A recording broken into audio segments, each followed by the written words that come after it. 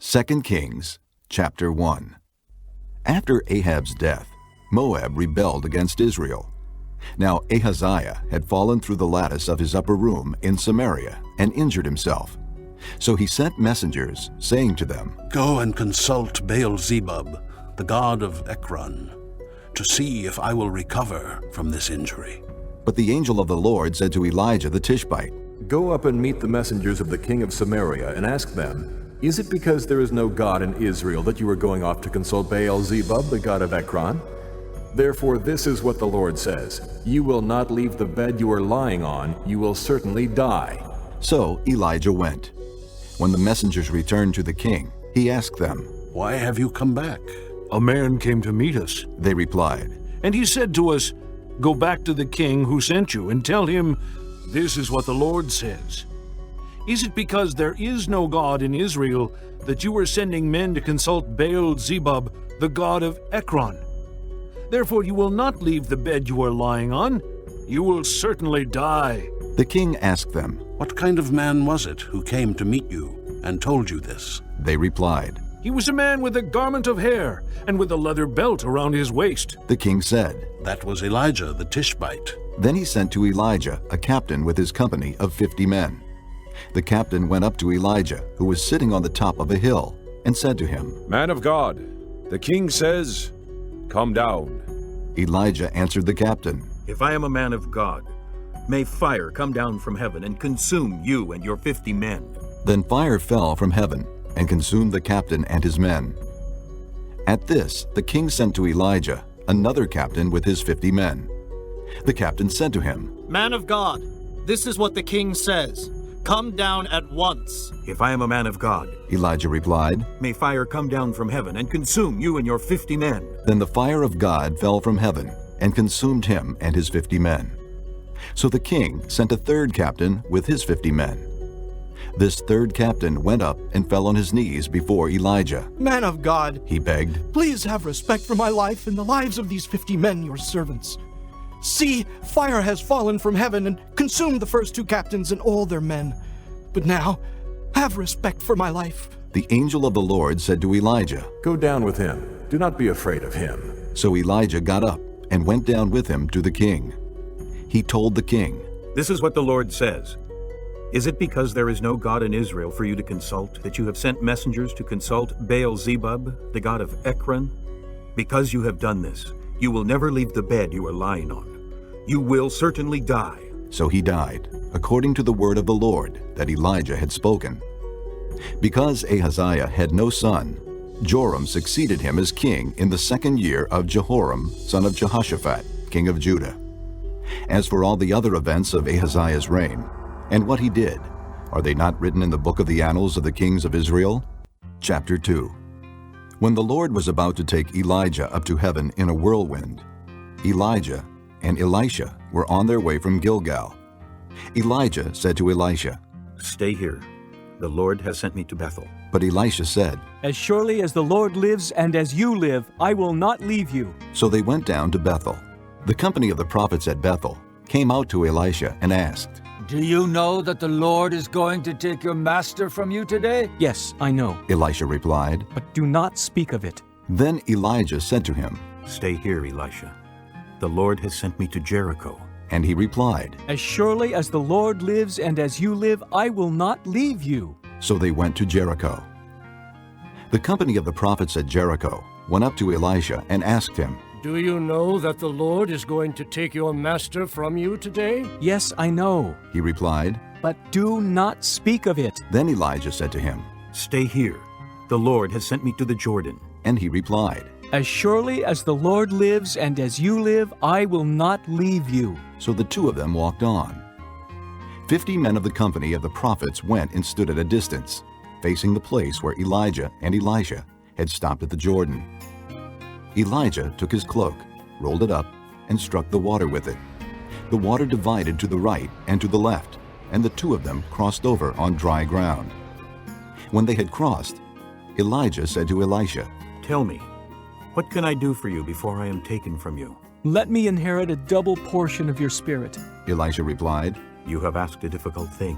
Elijah said, "Yet if you see me when I am taken from you, it will be yours. Otherwise not.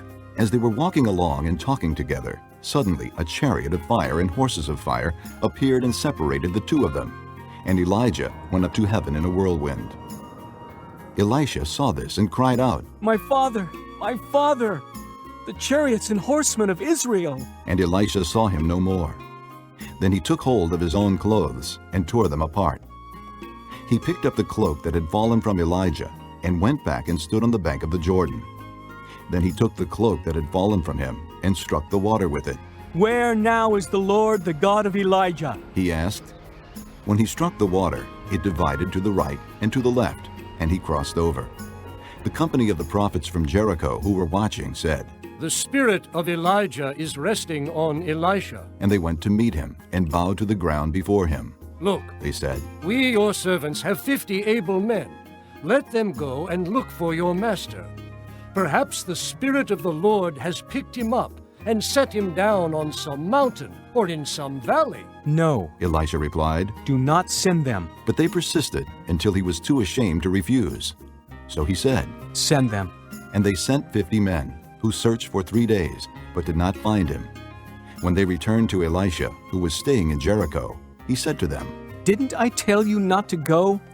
The men of the city said to Elisha, Look, our lord, this town is well situated, as you can see, but the water is bad and the land is unproductive. Bring me a new bowl, he said. and put salt in it. So they brought it to him. Then he went out to the spring and threw the salt into it, saying, This is what the Lord says. I have healed this water. Never again will it cause death or make the land unproductive. And the water has remained wholesome to this day, according to the word Elisha had spoken. From there, Elisha went up to Bethel. As he was walking along the road, some youths came out of the town and jeered at him. Go on up, you bald head. They said. Go on up, you bald head. He turned around, looked at them, and called down a curse on them in the name of the Lord. Then 2 bears came out of the woods and mauled 42 of the youths. And he went on to Mount Carmel, and from there returned to Samaria. Chapter 3. Joram, son of Ahab, became king of Israel in Samaria in the 18th year of Jehoshaphat, king of Judah, and he reigned 12 years. He did evil in the eyes of the Lord, but not as his father and mother had done. He got rid of the sacred stone of Baal that his father had made. Nevertheless, he clung to the sins of Jeroboam, son of Nebat, which he had caused Israel to commit. He did not turn away from them. Now Mesha, king of Moab, raised sheep, and he had to supply the king of Israel with 100,000 lambs and with the wool of 100,000 rams. But after Ahab died, the king of Moab rebelled against the king of Israel. So at that time King Joram set out from Samaria and mobilized all Israel. He also sent this message to Jehoshaphat, king of Judah. The king of Moab has rebelled against me. Will you go with me to fight against Moab? I will go with you. He replied, I am as you are, my people as your people, my horses as your horses. By what route shall we attack? He asked. Through the desert of Edom. He answered. So the king of Israel set out with the king of Judah and the king of Edom. After a roundabout march of 7 days, the army had no more water for themselves or for the animals with them. What? Exclaimed the king of Israel. Has the Lord called us 3 kings together only to hand us over to Moab? But Jehoshaphat asked, Is there no prophet of the Lord here, that we may inquire of the Lord through him? An officer of the king of Israel answered, Elisha, son of Shaphat, is here. He used to pour water on the hands of Elijah. Jehoshaphat said, The word of the Lord is with him. So the king of Israel and Jehoshaphat and the king of Edom went down to him. Elisha said to the king of Israel, What do we have to do with each other? Go to the prophets of your father and the prophets of your mother. No, the king of Israel answered, because it was the Lord who called us 3 kings together to hand us over to Moab. Elisha said, As surely as the Lord Almighty lives, whom I serve, if I did not have respect for the presence of Jehoshaphat, king of Judah, I would not look at you or even notice you. But now bring me a harpist. While the harpist was playing, the hand of the Lord came upon Elisha, and he said, This is what the Lord says. Make this valley full of ditches, for this is what the Lord says. You will see neither wind nor rain, yet this valley will be filled with water, and you, your cattle, and your other animals will drink. This is an easy thing in the eyes of the Lord. He will also hand Moab over to you. You will overthrow every fortified city and every major town. You will cut down every good tree, stop up all the springs, and ruin every good field with stones. The next morning, about the time for offering the sacrifice, there it was, water flowing from the direction of Edom, and the land was filled with water. Now all the Moabites had heard that the kings had come to fight against them. So every man, young and old, who could bear arms was called up and stationed on the border. When they got up early in the morning, the sun was shining on the water. To the Moabites across the way, the water looked red, like blood. That's blood, they said. Those kings must have fought and slaughtered each other. Now to the plunder, Moab! But when the Moabites came to the camp of Israel, the Israelites rose up and fought them until they fled. And the Israelites invaded the land and slaughtered the Moabites. They destroyed the towns, and each man threw a stone on every good field until it was covered. They stopped up all the springs and cut down every good tree. Only Kir Hareseth was left with its stones in place. But men armed with slings surrounded it and attacked it as well. When the king of Moab saw that the battle had gone against him, he took with him 700 swordsmen to break through to the king of Edom, but they failed. Then he took his firstborn son, who was to succeed him as king, and offered him as a sacrifice on the city wall. The fury against Israel was great. They withdrew and returned to their own land. Chapter 4. The wife of a man from the company of the prophets cried out to Elisha, "Your servant, my husband, is dead, and you know that he revered the Lord. But now his creditor is coming to take my 2 boys as his slaves." Elisha replied to her, "How can I help you? Tell me, what do you have in your house?" "Your servant has nothing there at all," she said. "except a little oil." Elisha said, "Go around and ask all your neighbors for empty jars. Don't ask for just a few. Then go inside and shut the door behind you and your sons. Pour oil into all the jars, and as each is filled, put it to one side." She left him, and afterward shut the door behind her and her sons. They brought the jars to her, and she kept pouring. When all the jars were full, she said to her son, "Bring me another one." But he replied, "There is not a jar left." Then the oil stopped flowing. She went and told the man of God, and he said, "Go, sell the oil and pay your debts. You and your sons can live on what is left." One day Elisha went to Shunem, and a well-to-do woman was there who urged him to stay for a meal. So whenever he came by, he stopped there to eat. She said to her husband, "I know that this man who often comes our way is a holy man of God. Let's make a small room on the roof and put in it a bed and a table, a chair, and a lamp for him.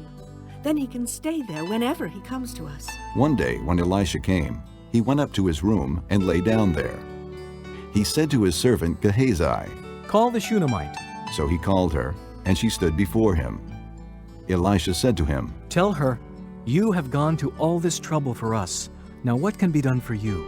Can we speak on your behalf to the king or the commander of the army?" She replied, "I have a home among my own people." "What can be done for her?" Elisha asked. Gehazi said, "Well, she has no son, and her husband is old." Then Elisha said, "Call her." So he called her, and she stood in the doorway.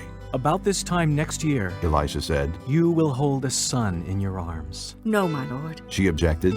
"Don't mislead your servant, O man of God."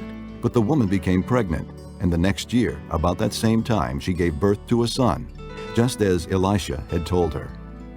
The child grew, and one day he went out to his father, who was with the reapers. "My head! My head!" he said to his father. His father told the servant. "Carry him to his mother." After the servant had lifted him up and carried him to his mother, the boy sat on her lap until noon, and then he died. She went up and laid him on the bed of the man of God, then shut the door and went out.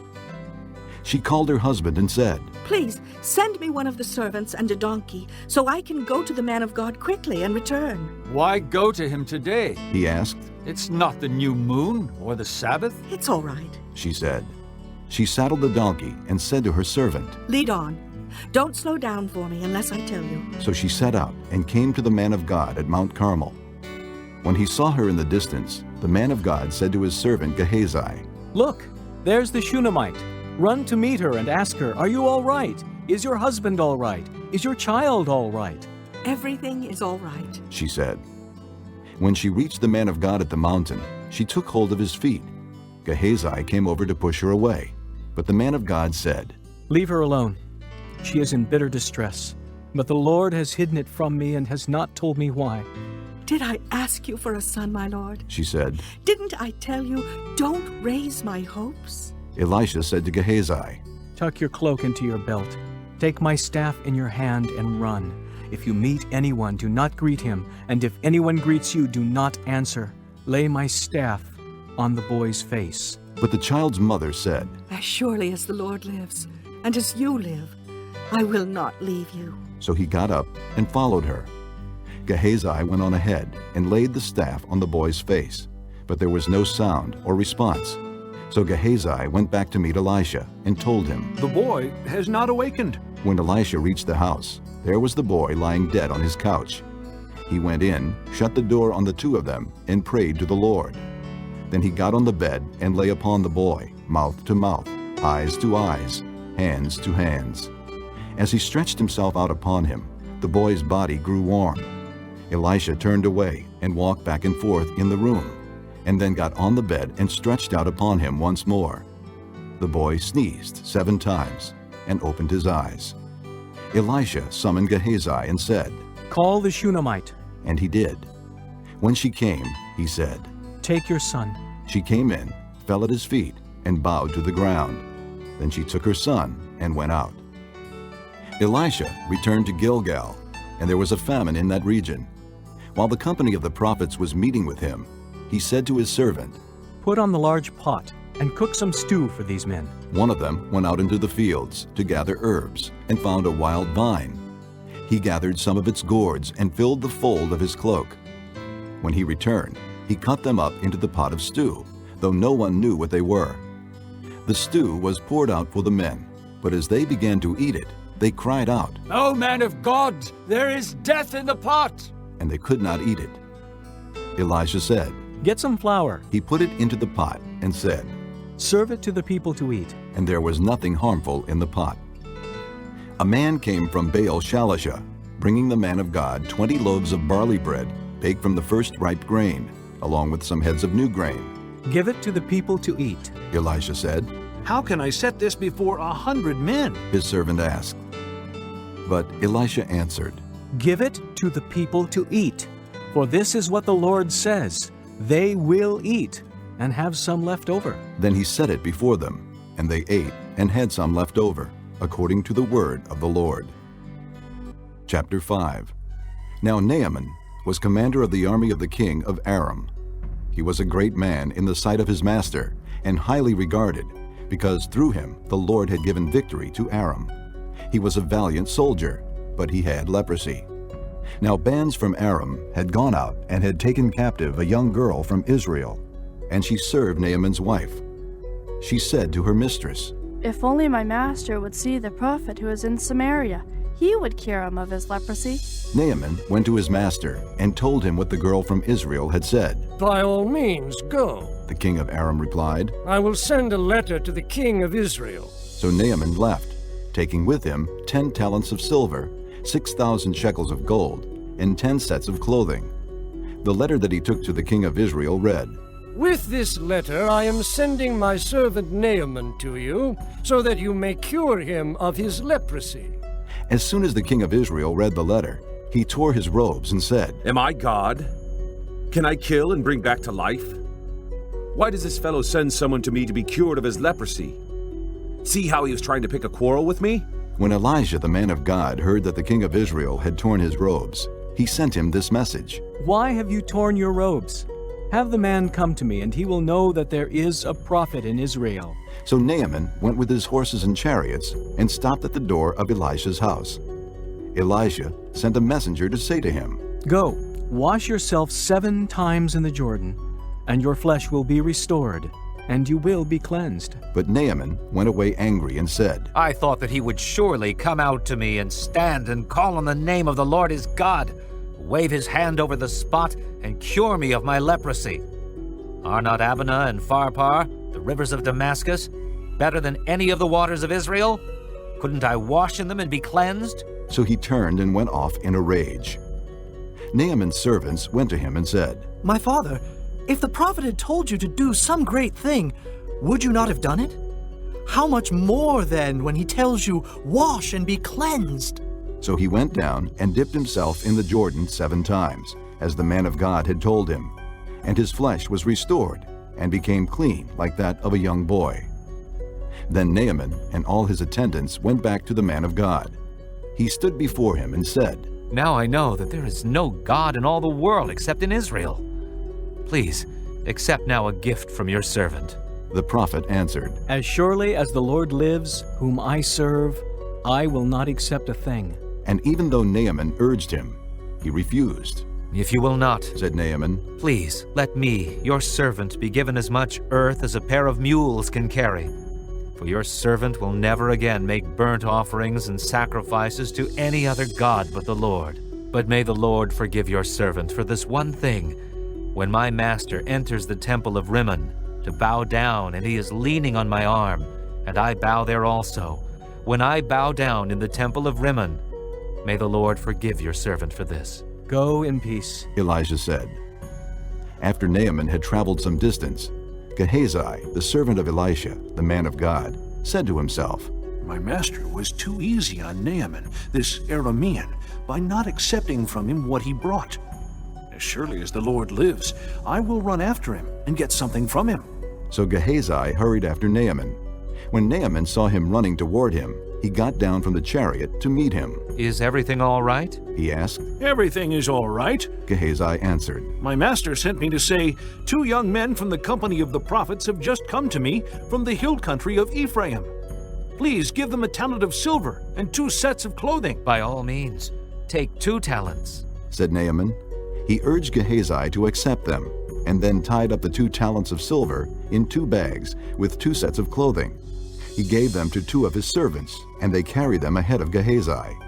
When Gehazi came to the hill, he took the things from the servants and put them away in the house. He sent the men away, and they left. Then he went in and stood before his master Elijah. Where have you been, Gehazi? Elijah asked. Your servant didn't go anywhere, Gehazi answered. But Elijah said to him, Was not my spirit with you when the man got down from his chariot to meet you? Is this the time to take money, or to accept clothes, olive groves, vineyards, flocks, herds, or men servants and maid servants? Naaman's leprosy will cling to you and to your descendants forever. Then Gehazi went from Elijah's presence, and he was leprous, as white as snow. Chapter 6. The company of the prophets said to Elijah, Look, the place where we meet with you is too small for us. Let us go to the Jordan, where each of us can get a pole, and let us build a place there for us to live. And he said, Go. Then one of them said, Won't you please come with your servants? I will. Elijah replied, and he went with them. They went to the Jordan and began to cut down trees. As one of them was cutting down a tree, the iron axe head fell into the water. Oh my lord! He cried out. It was borrowed. The man of God asked, Where did it fall? When he showed him the place, Elijah cut a stick and threw it there, and made the iron float. Lift it out, he said. Then the man reached out his hand and took it. Now the king of Aram was at war with Israel. After conferring with his officers, he said, I will set up my camp in such and such a place. The man of God sent word to the king of Israel. Beware of passing that place, because the Arameans are going down there. So the king of Israel checked on the place indicated by the man of God. Time and again, Elisha warned the king, so that he was on his guard in such places. This enraged the king of Aram. He summoned his officers and demanded of them, Will you not tell me which of us is on the side of the king of Israel? None of us, my lord the king, said one of his officers. But Elisha, the prophet who is in Israel, tells the king of Israel the very words you speak in your bedroom. Go, find out where he is, the king ordered, so I can send men and capture him. The report came back. He is in Dothan. Then he sent horses and chariots and a strong force there. They went by night and surrounded the city. When the servant of the man of God got up and went out early the next morning, an army with horses and chariots had surrounded the city. Oh, my lord, what shall we do? The servant asked. Don't be afraid, the prophet answered. Those who are with us are more than those who are with them.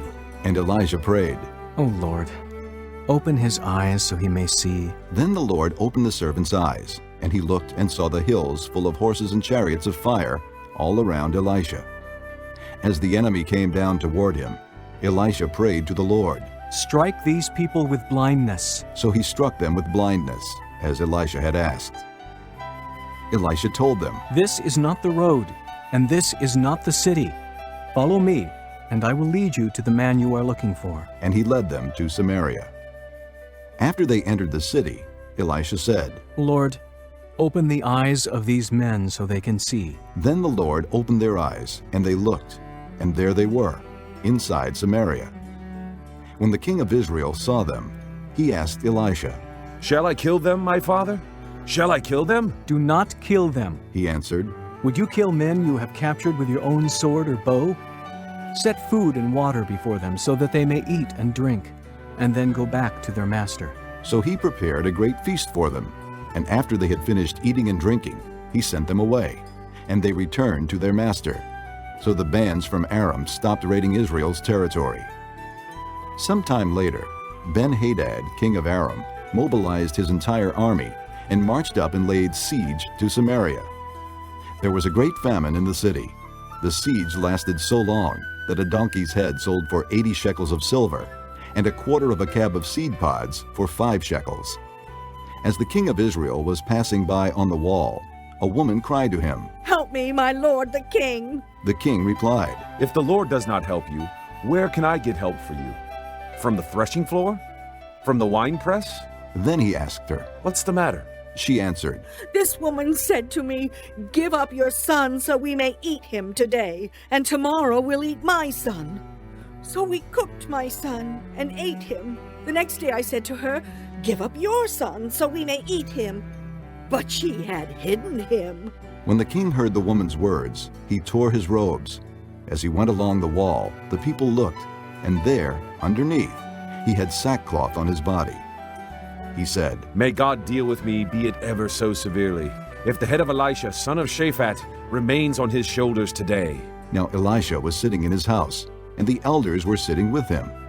The king sent a messenger ahead, but before he arrived, Elisha said to the elders, Don't you see how this murderer is sending someone to cut off my head? Look, when the messenger comes, shut the door and hold it shut against him. Is not the sound of his master's footsteps behind him? While he was still talking to them, the messenger came down to him. And the king said, This disaster is from the Lord. Why should I wait for the Lord any longer? Chapter 7. Elisha said, Hear the word of the Lord. This is what the Lord says. About this time tomorrow, a seah of flour will sell for a shekel, and 2 seahs of barley for a shekel, at the gate of Samaria. The officer on whose arm the king was leaning said to the man of God, Look, even if the Lord should open the floodgates of the heavens, could this happen? You will see it with your own eyes, answered Elisha, but you will not eat any of it. Now there were 4 men with leprosy at the entrance of the city gate. They said to each other, Why stay here until we die? If we say, We'll go into the city, the famine is there, and we will die. And if we stay here, we will die. So let's go over to the camp of the Arameans and surrender. If they spare us, we live. If they kill us, then we die. At dusk they got up and went to the camp of the Arameans. When they reached the edge of the camp, not a man was there, for the Lord had caused the Arameans to hear the sound of chariots and horses and a great army, so that they said to one another, Look, the king of Israel has hired the Hittite and Egyptian kings to attack us. So they got up and fled in the dusk and abandoned their tents and their horses and donkeys. They left the camp as it was and ran for their lives. The men who had leprosy reached the edge of the camp and entered one of the tents. They ate and drank and carried away silver, gold, and clothes and went off and hid them. They returned and entered another tent and took some things from it and hid them also. Then they said to each other, We're not doing right. This is a day of good news, and we are keeping it to ourselves. If we wait until daylight, punishment will overtake us. Let's go at once and report this to the royal palace. So they went and called out to the city gatekeepers and told them, We went into the Aramean camp, and not a man was there. Not a sound of anyone, only tethered horses and donkeys, and the tents left just as they were. The gatekeepers shouted the news, and it was reported within the palace. The king got up in the night and said to his officers, I will tell you what the Arameans have done to us. They know we are starving, so they have left the camp to hide in the countryside, thinking they will surely come out, and then we will take them alive and get into the city. One of his officers answered, Have some men take 5 of the horses that are left in the city. Their plight will be like that of all the Israelites left here. Yes, they will only be like all these Israelites who are doomed. So let us send them to find out what happened. So they selected 2 chariots with their horses, and the king sent them after the Aramean army. He commanded the drivers, Go and find out what has happened. They followed them as far as the Jordan, and they found the whole road strewn with the clothing and equipment the Arameans had thrown away in their headlong flight. So the messengers returned and reported to the king. Then the people went out and plundered the camp of the Arameans. So a seah of flour sold for a shekel, and 2 seahs of barley sold for a shekel, as the Lord had said. Now the king had put the officer on whose arm he leaned in charge of the gate, and the people trampled him in the gateway, and he died, just as the man of God had foretold when the king came down to his house. It happened as the man of God had said to the king. About this time tomorrow, a seah of flour will sell for a shekel, and 2 seahs of barley for a shekel at the gate of Samaria. The officer had said to the man of God, Look, even if the Lord should open the floodgates of the heavens, could this happen? The man of God had replied, You will see it with your own eyes, but you will not eat any of it. And that is exactly what happened to him, for the people trampled him in the gateway, and he died. Chapter 8. Now Elisha had said to the woman whose son he had restored to life, Go away with your family and stay for a while wherever you can, because the Lord has decreed a famine in the land that will last 7 years. The woman proceeded to do as the man of God said. She and her family went away and stayed in the land of the Philistines 7 years. At the end of the 7 years, she came back from the land of the Philistines and went to the king to beg for her house and land. The king was talking to Gehazi, the servant of the man of God, and had said, Tell me about all the great things Elisha has done. Just as Gehazi was telling the king how Elisha had restored the dead to life, the woman whose son Elisha had brought back to life came to beg the king for her house and land. Gehazi said, This is the woman, my lord the king. This is her son, whom Elisha restored to life. The king asked the woman about it, and she told him. Then he assigned an official to her case, and said to him, Give back everything that belonged to her, including all the income from her land from the day she left the country until now. Elijah went to Damascus, and Ben-Hadad, king of Aram, was ill. When the king was told, The man of God has come all the way up here, he said to Hazael, Take a gift with you, and go to meet the man of God. Consult the Lord through him. Ask him, Will I recover from this illness? Hazael went to meet Elijah, taking with him, as a gift, 40 camel loads of all the finest wares of Damascus. He went in and stood before him and said, Your son, Ben-Hadad, king of Aram, has sent me to ask, Will I recover from this illness? Elijah answered, Go and say to him, You will certainly recover. But the Lord has revealed to me that he will in fact die. He stared at him with a fixed gaze until Hazael felt ashamed. Then the man of God began to weep. Why is my lord weeping? Asked Hazael. Because I know the harm you will do to the Israelites. He answered, You will set fire to their fortified places, kill their young men with the sword, dash their little children to the ground, and rip open their pregnant women. Hazael said, How could your servant, a mere dog, accomplish such a feat? The Lord has shown me that you will become king of Aram, answered Elijah. Then Hazael left Elijah and returned to his master. When Ben-Hadad asked, What did Elisha say to you? Hazael replied, He told me that you would certainly recover. But the next day he took a thick cloth, soaked it in water, and spread it over the king's face, so that he died. Then Hazael succeeded him as king. In the 5th year of Joram, son of Ahab, king of Israel, when Jehoshaphat was king of Judah, Jehoram, son of Jehoshaphat, began his reign as king of Judah. He was 32 years old when he became king, and he reigned in Jerusalem 8 years. He walked in the ways of the kings of Israel, as the house of Ahab had done, for he married a daughter of Ahab.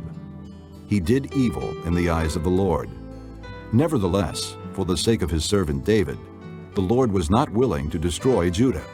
He had promised to maintain a lamp for David and his descendants forever.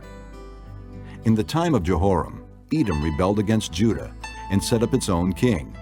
So Jehoram went to Zair with all his chariots.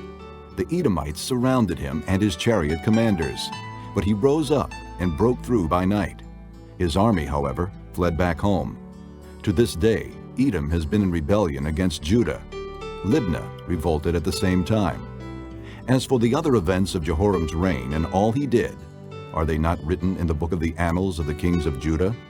Jehoram rested with his fathers and was buried with them in the city of David.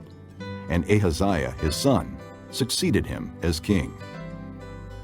In the 12th year of Joram, son of Ahab, king of Israel, Ahaziah, son of Jehoram, king of Judah, began to reign. Ahaziah was 22 years old when he became king, and he reigned in Jerusalem 1 year. His mother's name was Athaliah, a granddaughter of Omri, king of Israel.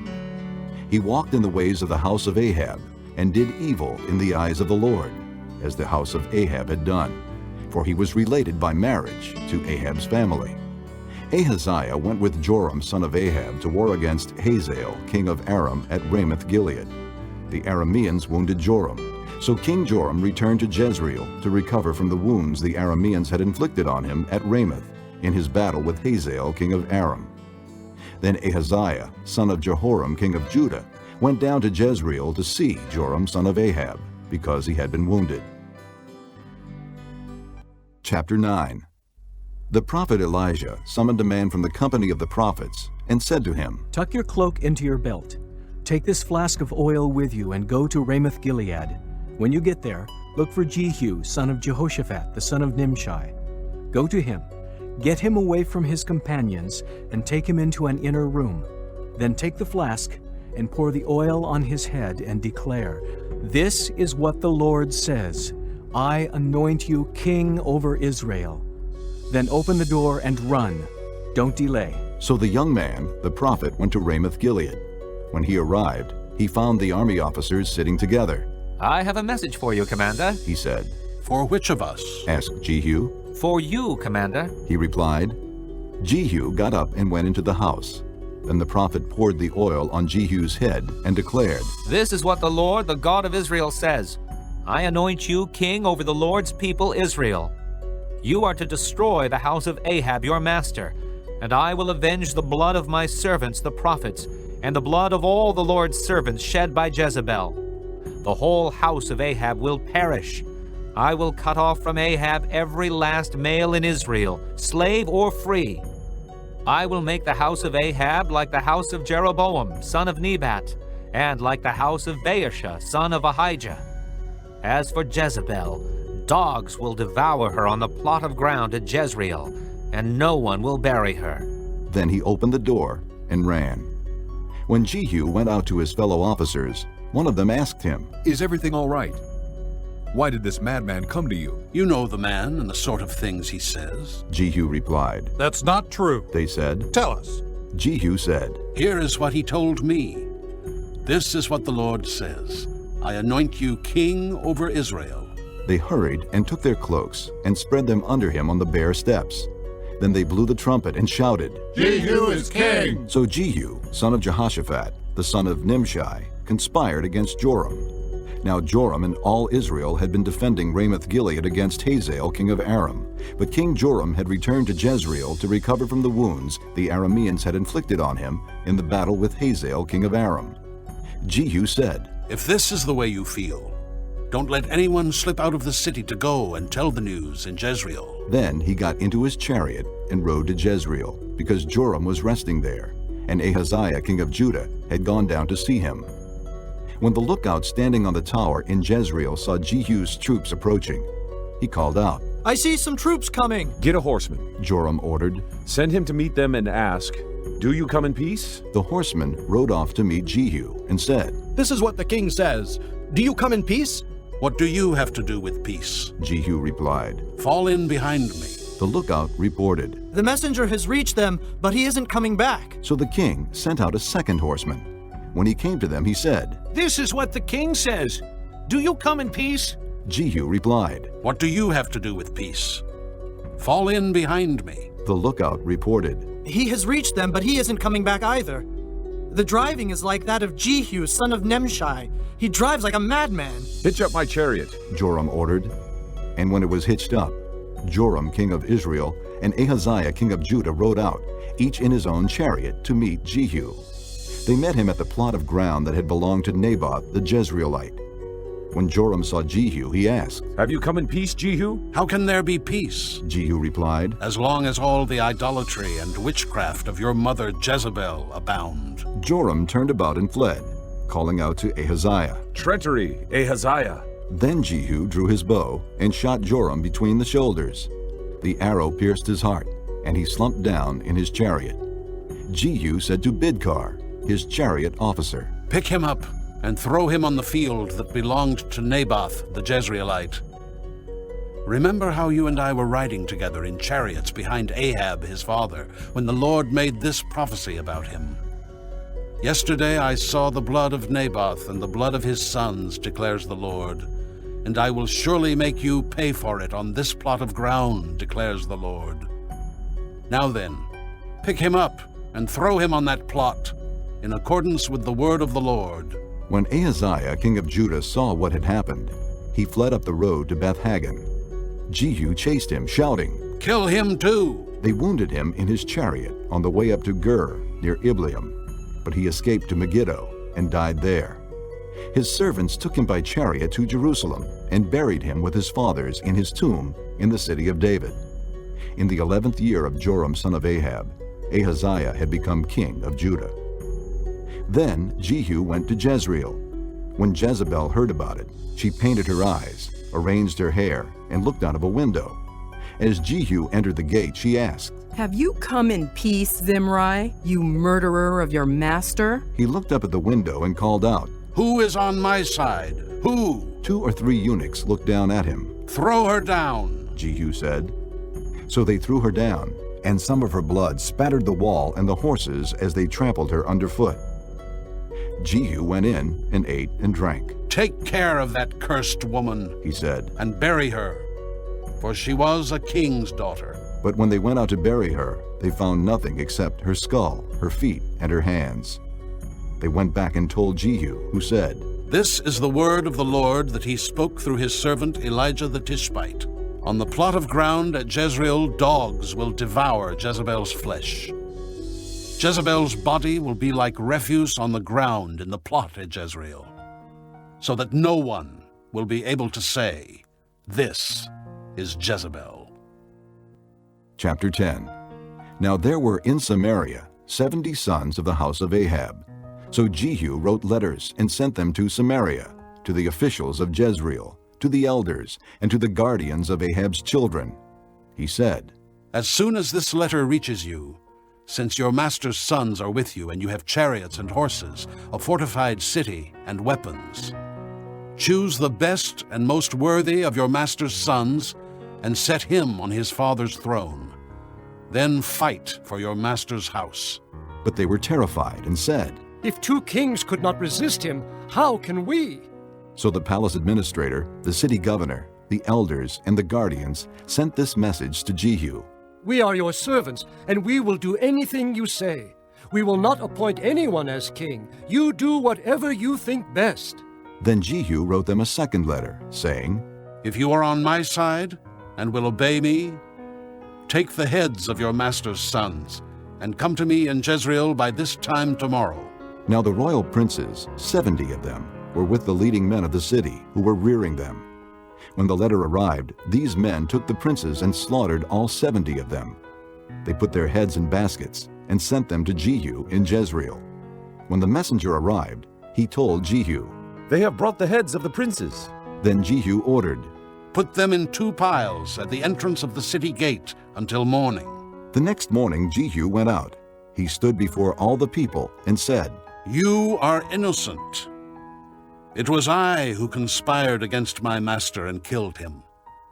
But who killed all these? Know then that not a word the Lord has spoken against the house of Ahab will fail. The Lord has done what he promised through his servant Elijah." So Jehu killed everyone in Jezreel who remained of the house of Ahab, as well as all his chief men, his close friends, and his priests, leaving him no survivor. Jehu then set out and went toward Samaria. At Beth-Eked of the shepherds, he met some relatives of Ahaziah, king of Judah, and asked, "Who are you?" They said, "We are relatives of Ahaziah, and we have come down to greet the families of the king and of the queen mother." "Take them alive," he ordered. So they took them alive and slaughtered them by the well of Beth-Eked, 42 men. He left no survivor. After he left there, he came upon Jehonadab, son of Rechab, who was on his way to meet him. Jehu greeted him and said, "Are you in accord with me, as I am with you?" "I am," Jehonadab answered. "If so," said Jehu, "give me your hand." So he did, and Jehu helped him up into the chariot. Jehu said, "Come with me and see my zeal for the Lord." Then he had him ride along in his chariot. When Jehu came to Samaria, he killed all who were left there of Ahab's family. He destroyed them, according to the word of the Lord spoken to Elijah. Then Jehu brought all the people together and said to them, "Ahab served Baal a little. Jehu will serve him much.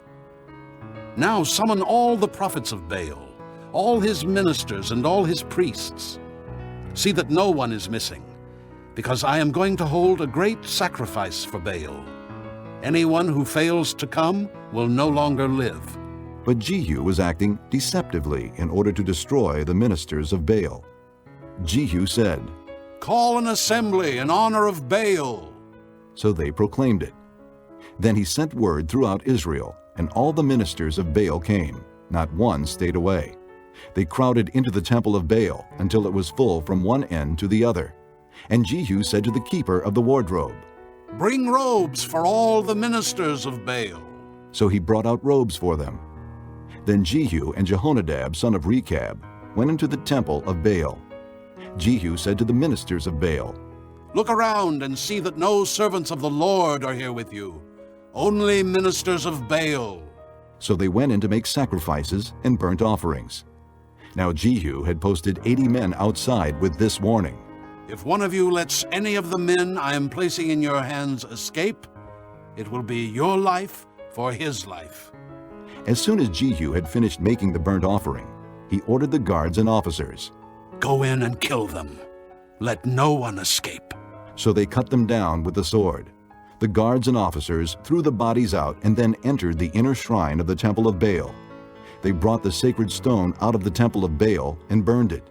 They demolished the sacred stone of Baal and tore down the temple of Baal, and people have used it for a latrine to this day. So Jehu destroyed Baal worship in Israel. However, he did not turn away from the sins of Jeroboam son of Nebat, which he had caused Israel to commit, the worship of the golden calves at Bethel and Dan. The Lord said to Jehu, "Because you have done well in accomplishing what is right in my eyes, and have done to the house of Ahab all I had in mind to do, your descendants will sit on the throne of Israel to the 4th generation." Yet Jehu was not careful to keep the law of the Lord, the God of Israel, with all his heart. He did not turn away from the sins of Jeroboam, which he had caused Israel to commit. In those days, the Lord began to reduce the size of Israel.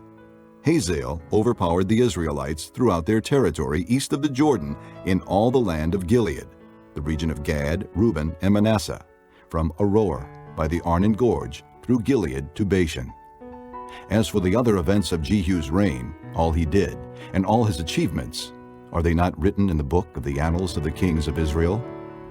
Jehu rested with his fathers and was buried in Samaria, and Jehoahaz, his son, succeeded him as king. The time that Jehu reigned over Israel in Samaria was 28 years. Chapter 11. When Athaliah, the mother of Ahaziah, saw that her son was dead, she proceeded to destroy the whole royal family. But Jehosheba, the daughter of King Jehoram and sister of Ahaziah, took Joash, son of Ahaziah, and stole him away from among the royal princes, who were about to be murdered. She put him and his nurse in a bedroom to hide him from Athaliah, so he was not killed. He remained hidden with his nurse at the temple of the Lord for 6 years, while Athaliah ruled the land.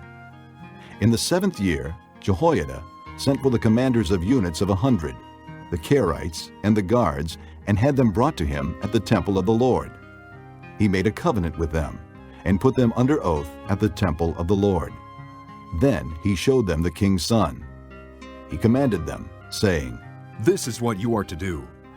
You who are in the 3 companies that are going on duty on the Sabbath, a third of you guarding the royal palace, a third at the Sur Gate, and a third at the gate behind the guard, who take turns guarding the temple, and you who are in the other 2 companies that normally go off Sabbath duty, are all to guard the temple for the king. Station yourselves around the king, each man with his weapon in his hand. Anyone who approaches your ranks must be put to death. Stay close to the king wherever he goes. The commanders of units of 100 did just as Jehoiada the priest ordered. Each one took his men, those who were going on duty on the Sabbath and those who were going off duty, and came to Jehoiada the priest. Then he gave the commanders the spears and shields that had belonged to King David and that were in the temple of the Lord. The guards, each with his weapon in his hand, stationed themselves around the king, near the altar and the temple, from the south side to the north side of the temple. Jehoiada brought out the king's son and put the crown on him. He presented him with a copy of the covenant and proclaimed him king. They anointed him, and the people clapped their hands and shouted, Long live the king! When Athaliah heard the noise made by the guards and the people, she went to the people at the temple of the Lord. She looked, and there was the king, standing by the pillar, as the custom was. The officers and the trumpeters were beside the king, and all the people of the land were rejoicing and blowing trumpets. Then Athaliah tore her robes and called out, Treason! Treason! Jehoiada the priest ordered the commanders of units of 100, who were in charge of the troops. Bring her out between the ranks, and put to the sword anyone who follows her. For the priest had said, She must not be put to death in the temple of the Lord.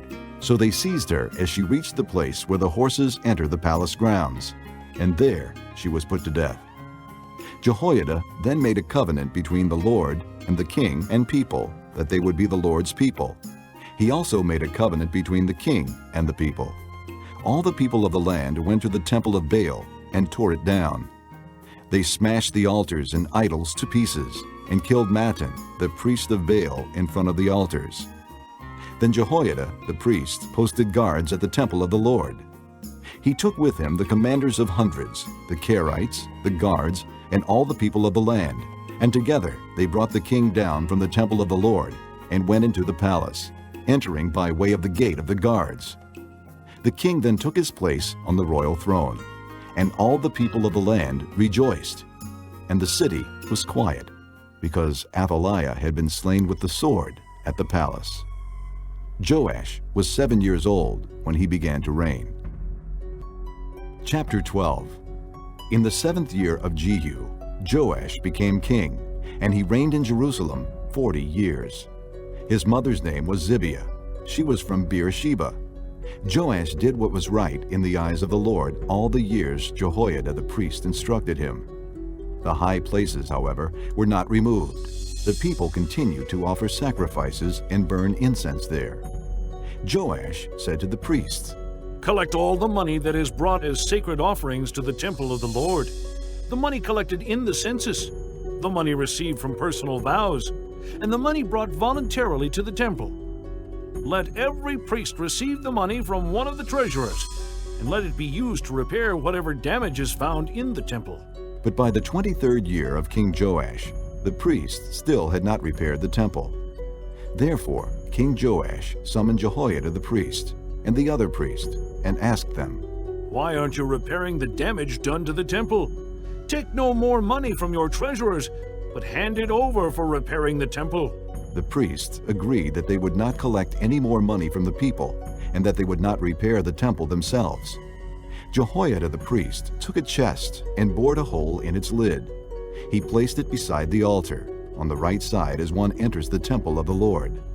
The priests who guarded the entrance put into the chest all the money that was brought to the temple of the Lord. Whenever they saw that there was a large amount of money in the chest, The royal secretary and the high priest came, counted the money that had been brought into the temple of the Lord, and put it into bags. When the amount had been determined, they gave the money to the men appointed to supervise the work on the temple. With it, they paid those who worked on the temple of the Lord, the carpenters and builders, the masons and stonecutters. They purchased timber and dressed stone for the repair of the temple of the Lord, and met all the other expenses of restoring the temple. The money brought into the temple was not spent for making silver basins, wick trimmers, sprinkling bowls, trumpets, or any other articles of gold or silver for the temple of the Lord. It was paid to the workmen, who used it to repair the temple. They did not require an accounting from those to whom they gave the money to pay the workers, because they acted with complete honesty. The money from the guilt offerings and sin offerings was not brought into the temple of the Lord. It belonged to the priests.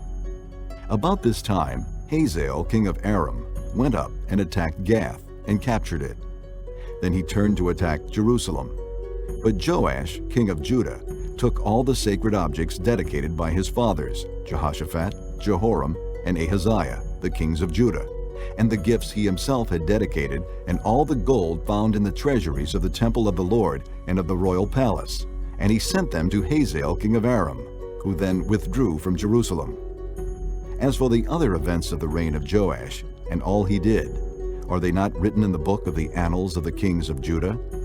His officials conspired against him, and assassinated him at Beth Millo, on the road down to Silla. The officials who murdered him were Jozabad, son of Shimeath, and Jehozabad, son of Shomer. He died and was buried with his fathers in the city of David, and Amaziah his son succeeded him as king. Chapter 13. In the 23rd year of Joash, son of Ahaziah, king of Judah, Jehoahaz, son of Jehu, became king of Israel in Samaria, and he reigned 17 years. He did evil in the eyes of the Lord by following the sins of Jeroboam, son of Nebat, which he had caused Israel to commit, and he did not turn away from them. So the Lord's anger burned against Israel, and for a long time he kept them under the power of Hazael, king of Aram, and Ben-Hadad his son. Then Jehoahaz sought the Lord's favor, and the Lord listened to him, for he saw how severely the king of Aram was oppressing Israel. The Lord provided a deliverer for Israel, and they escaped from the power of Aram. So the Israelites lived in their own homes as they had before, but they did not turn away from the sins of the house of Jeroboam, which he had caused Israel to commit. They continued in them. Also, the Asherah pole remained standing in Samaria. Nothing had been left of the army of Jehoahaz except 50 horsemen, 10 chariots, and 10,000 foot soldiers, for the king of Aram had destroyed the rest and made them like the dust at threshing time. As for the other events of the reign of Jehoahaz, all he did, and his achievements, are they not written in the book of the annals of the kings of Israel? Jehoahaz rested with his fathers, and was buried in Samaria, and Jehoash his son succeeded him as king.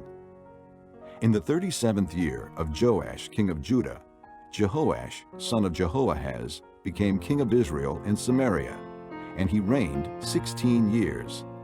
He did evil in the eyes of the Lord, and did not turn away from any of the sins of Jeroboam son of Nebat, which he had caused Israel to commit. He continued in them. As for the other events of the reign of Jehoash, all he did, and his achievements, including his war against Amaziah king of Judah, are they not written in the book of the annals of the kings of Israel? Jehoash rested with his fathers, and Jeroboam succeeded him on the throne. Jehoash was buried in Samaria with the kings of Israel. Now Elijah was suffering from the illness from which he died. Jehoash king of Israel went down to see him, and wept over him. My father, he cried. The chariots and horsemen of Israel. Elisha said, Get a bow and some arrows. And he did so. Take the bow in your hands, he said to the king of Israel. When he had taken it, Elijah put his hands on the king's hands. Open the east window, he said, and he opened it. Shoot, Elijah said, and he shot. The Lord's arrow of victory, the arrow of victory over Aram, Elijah declared. You will completely destroy the Arameans at Aphek. Then he said, Take the arrows. And the king took them. Elijah told him, Strike the ground. He struck it 3 times and stopped. The man of God was angry with him and said, You should have struck the ground 5 or 6 times. Then you would have defeated Aram and completely destroyed it. But now you will defeat it only 3 times. Elijah died and was buried. Now Moabite raiders used to enter the country every spring. Once while some Israelites were burying a man, suddenly they saw a band of raiders. So they threw the man's body into Elijah's tomb. When the body touched Elijah's bones, the man came to life and stood up on his feet. Hazael, king of Aram, oppressed Israel throughout the reign of Jehoahaz. But the Lord was gracious to them, and had compassion and showed concern for them, because of his covenant with Abraham, Isaac, and Jacob. To this day, he has been unwilling to destroy them or banish them from his presence. Hazael, king of Aram, died, and Ben-Hadad his son succeeded him as king. Then Jehoash, son of Jehoahaz, recaptured from Ben-Hadad, son of Hazael, the towns he had taken in battle from his father Jehoahaz. 3 times Jehoash defeated him, and so he recovered the Israelite towns. Chapter 14. In the 2nd year of Jehoash, son of Jehoahaz, king of Israel, Amaziah, son of Joash, king of Judah, began to reign. He was 25 years old when he became king, and he reigned in Jerusalem 29 years. His mother's name was Jehoaddin. She was from Jerusalem. He did what was right in the eyes of the Lord, but not as his father David had done. In everything he followed the example of his father Joash. The high places, however, were not removed. The people continued to offer sacrifices and burn incense there. After the kingdom was firmly in his grasp, he executed the officials who had murdered his father the king. Yet he did not put the sons of the assassins to death, in accordance with what is written in the book of the law of Moses, where the Lord commanded, Fathers shall not be put to death for their children, nor children put to death for their fathers. Each is to die for his own sins. He was the one who defeated 10,000 Edomites in the Valley of Salt and captured Selah in battle, calling it Joktheel, the name it has to this day. Then Amaziah sent messengers to Jehoash, son of Jehoahaz, the son of Jehu, king of Israel, with the challenge, Come, meet me face to face. But Jehoash, king of Israel, replied to Amaziah, king of Judah, A thistle in Lebanon sent a message to a cedar in Lebanon, Give your daughter to my son in marriage. Then a wild beast in Lebanon came along and trampled the thistle underfoot. You have indeed defeated Edom, and now you are arrogant. Glory in your victory, but stay at home. Why ask for trouble and cause your own downfall, and that of Judah also? Amaziah, however, would not listen. So Jehoash, king of Israel, attacked. He and Amaziah, king of Judah, faced each other at Beth-Shemesh in Judah. Judah was routed by Israel, and every man fled to his home. Jehoash, king of Israel, captured Amaziah, king of Judah, the son of Joash, the son of Ahaziah, at Beth-Shemesh. Then Jehoash went to Jerusalem and broke down the wall of Jerusalem from the Ephraim gate to the corner gate, a section about 600 feet long. He took all the gold and silver and all the articles found in the temple of the Lord and in the treasuries of the royal palace. He also took hostages and returned to Samaria. As for the other events of the reign of Jehoash, what he did, and his achievements, including his war against Amaziah, king of Judah, are they not written in the book of the annals of the kings of Israel? Jehoash rested with his fathers and was buried in Samaria with the kings of Israel, and Jeroboam his son succeeded him as king. Amaziah, son of Joash, king of Judah, lived for 15 years after the death of Jehoash, son of Jehoahaz, king of Israel. As for the other events of Amaziah's reign, are they not written in the book of the annals of the kings of Judah? They conspired against him in Jerusalem, and he fled to Lachish, but they sent men after him to Lachish and killed him there. He was brought back by horse and was buried in Jerusalem with his fathers in the city of David. Then all the people of Judah took Azariah, who was 16 years old, and made him king in place of his father Amaziah. He was the one who rebuilt Elath and restored it to Judah after Amaziah rested with his fathers. In the 15th year of Amaziah, son of Joash, king of Judah, Jeroboam, son of Jehoash, king of Israel, became king in Samaria, and he reigned 41 years. He did evil in the eyes of the Lord, and did not turn away from any of the sins of Jeroboam, son of Nebat, which he had caused Israel to commit. He was the one who restored the boundaries of Israel from Lebo-Hamath to the Sea of the Arabah, in accordance with the word of the Lord, the God of Israel, spoken through his servant Jonah, son of Amittai, the prophet from Gath-hepher. The Lord had seen how bitterly everyone in Israel, whether slave or free, was suffering. There was no one to help them. And since the Lord had not said he would blot out the name of Israel from under heaven, he saved them by the hand of Jeroboam, son of Jehoash. As for the other events of Jeroboam's reign, all he did, and his military achievements, including how he recovered for Israel both Damascus and Hamath, which had belonged to Yaudai, are they not written in the book of the annals of the kings of Israel? Jeroboam rested with his fathers, the kings of Israel, and Zechariah his son succeeded him as king. Chapter 15. In the 27th year of Jeroboam king of Israel, Azariah son of Amaziah king of Judah began to reign. He was 16 years old when he became king, and he reigned in Jerusalem 52 years. His mother's name was Jechaliah. She was from Jerusalem. He did what was right in the eyes of the Lord, just as his father Amaziah had done. The high places, however, were not removed. The people continued to offer sacrifices and burn incense there. The Lord afflicted the king with leprosy until the day he died, and he lived in a separate house.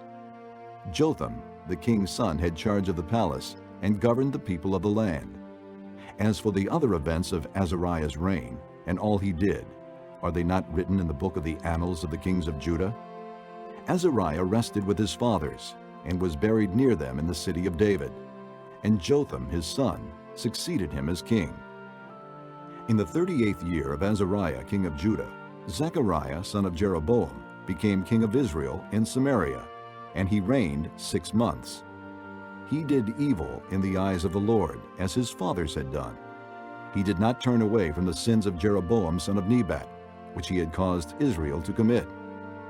Shallum son of Jabesh conspired against Zechariah. He attacked him in front of the people, assassinated him, and succeeded him as king. The other events of Zechariah's reign are written in the book of the annals of the kings of Israel. So the word of the Lord spoken to Jehu was fulfilled. Your descendants will sit on the throne of Israel to the 4th generation. Shallum, son of Jabesh, became king in the 39th year of Uzziah, king of Judah, and he reigned in Samaria 1 month. Then Menahem, son of Gadai, went from Tirzah up to Samaria. He attacked Shallum, son of Jabesh, in Samaria, assassinated him, and succeeded him as king. The other events of Shallum's reign and the conspiracy he led are written in the book of the annals of the kings of Israel. At that time, Menahem, starting out from Tirzah, attacked Tiphsah and everyone in the city and its vicinity, because they refused to open their gates. He sacked Tiphsah and ripped open all the pregnant women. In the 39th year of Azariah, king of Judah, Menahem, son of Gadai, became king of Israel, and he reigned in Samaria 10 years. He did evil in the eyes of the Lord. During his entire reign, he did not turn away from the sins of Jeroboam, son of Nebat, which he had caused Israel to commit. Then Pul, king of Assyria, invaded the land, and Menahem gave him 1,000 talents of silver to gain his support and strengthen his own hold on the kingdom. Menahem exacted this money from Israel. Every wealthy man had to contribute 50 shekels of silver to be given to the king of Assyria.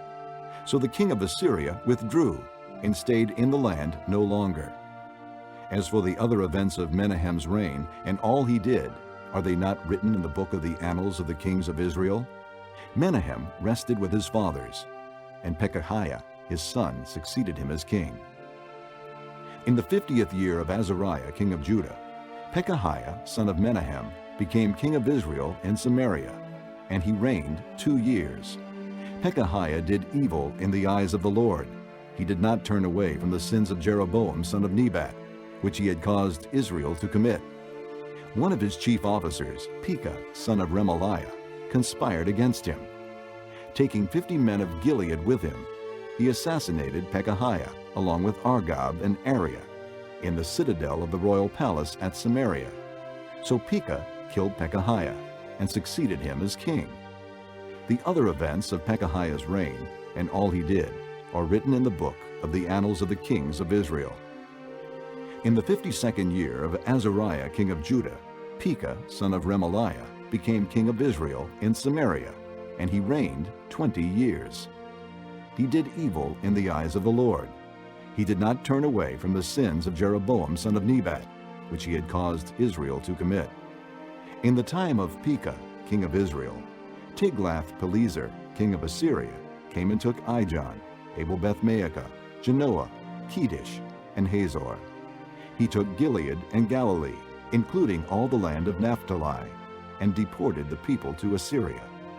Then Hoshea, son of Elah, conspired against Pekah, son of Remaliah. He attacked and assassinated him, and then succeeded him as king in the 20th year of Jotham, son of Uzziah. As for the other events of Pekah's reign and all he did, are they not written in the book of the annals of the kings of Israel? In the 2nd year of Pekah, son of Remaliah, king of Israel, Jotham, son of Uzziah, king of Judah, began to reign. He was 25 years old when he became king, and he reigned in Jerusalem 16 years. His mother's name was Jerusha, daughter of Zadok. He did what was right in the eyes of the Lord, just as his father Uzziah had done. The high places, however, were not removed. The people continued to offer sacrifices and burn incense there. Jotham rebuilt the upper gate of the temple of the Lord. As for the other events of Jotham's reign and what he did, are they not written in the book of the annals of the kings of Judah? In those days the Lord began to send Rezin king of Aram and Pekah son of Remaliah against Judah. Jotham rested with his fathers and was buried with them in the city of David, the city of his father. And Ahaz, his son, succeeded him as king. Chapter 16. In the 17th year of Pekah, son of Remaliah, Ahaz, son of Jotham, king of Judah, began to reign. Ahaz was 20 years old when he became king, and he reigned in Jerusalem 16 years. Unlike David his father, he did not do what was right in the eyes of the Lord his God. He walked in the ways of the kings of Israel, and even sacrificed his son in the fire, following the detestable ways of the nations the Lord had driven out before the Israelites. He offered sacrifices and burned incense at the high places, on the hilltops, and under every spreading tree. Then Rezin, king of Aram, and Pekah, son of Remaliah, king of Israel, marched up to fight against Jerusalem and besieged Ahaz, but they could not overpower him. At that time, Rezin, king of Aram, recovered Elath for Aram by driving out the men of Judah. Edomites then moved into Elath and have lived there to this day. Ahaz sent messengers to say to Tiglath-Pileser, king of Assyria, I am your servant and vassal. Come up and save me out of the hand of the king of Aram and of the king of Israel who are attacking me. And Ahaz took the silver and gold found in the temple of the Lord and in the treasuries of the royal palace, and sent it as a gift to the king of Assyria. The king of Assyria complied by attacking Damascus and capturing it. He deported its inhabitants to Kir and put Rezin to death. Then King Ahaz went to Damascus to meet Tiglath-Pileser, king of Assyria. He saw an altar in Damascus and sent to Uriah the priest a sketch of the altar, with detailed plans for its construction. So Uriah the priest built an altar in accordance with all the plans that King Ahaz had sent from Damascus, and finished it before King Ahaz returned. When the king came back from Damascus and saw the altar, he approached it and presented offerings on it. He offered up his burnt offering and grain offering, poured out his drink offering, and sprinkled the blood of his fellowship offerings on the altar. The bronze altar that stood before the Lord he brought from the front of the temple, from between the new altar and the temple of the Lord, and put it on the north side of the new altar. King Ahaz then gave these orders to Uriah the priest. On the large new altar, offer the morning burnt offering and the evening grain offering the king's burnt offering and his grain offering, and the burnt offering of all the people of the land, and their grain offering and their drink offering. Sprinkle on the altar all the blood of the burnt offerings and sacrifices, but I will use the bronze altar for seeking guidance." And Uriah the priest did just as King Ahaz had ordered. King Ahaz took away the side panels and removed the basins from the movable stands. He removed the sea from the bronze bowls that supported it and set it on a stone base. He took away the Sabbath canopy that had been built at the temple and removed the royal entryway outside the temple of the Lord in deference to the king of Assyria. As for the other events of the reign of Ahaz and what he did, are they not written in the book of the annals of the kings of Judah?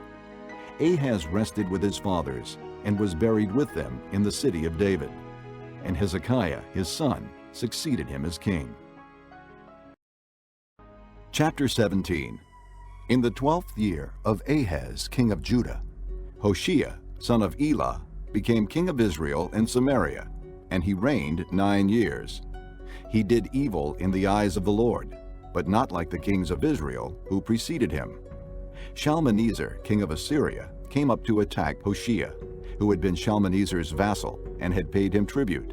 But the king of Assyria discovered that Hoshea was a traitor, for he had sent envoys to So, king of Egypt, and he no longer paid tribute to the king of Assyria, as he had done year by year. Therefore Shalmaneser seized him and put him in prison. The king of Assyria invaded the entire land, marched against Samaria, and laid siege to it for 3 years. In the 9th year of Hoshea, the king of Assyria captured Samaria and deported the Israelites to Assyria. He settled them in Halah, in Gozan on the Habor River, and in the towns of the Medes.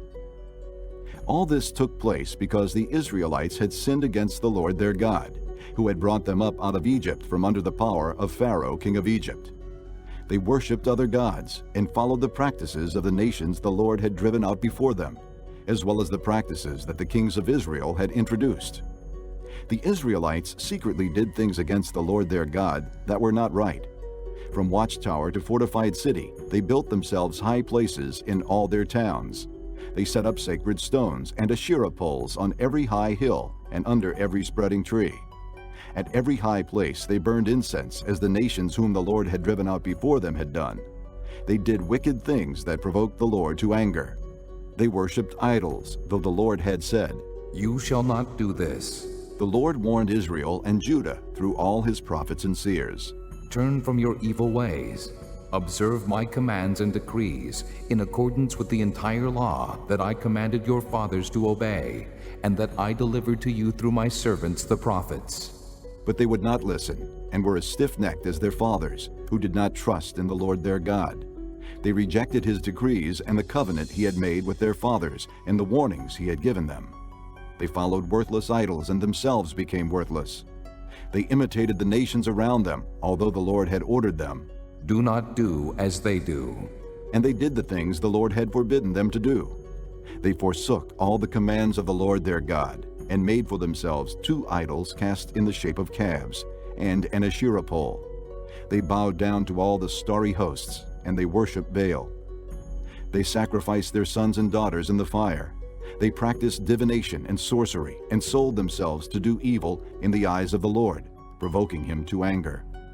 So the Lord was very angry with Israel, and removed them from his presence. Only the tribe of Judah was left, and even Judah did not keep the commands of the Lord their God. They followed the practices Israel had introduced. Therefore the Lord rejected all the people of Israel. He afflicted them and gave them into the hands of plunderers, until he thrust them from his presence. When he tore Israel away from the house of David, they made Jeroboam son of Nebat their king.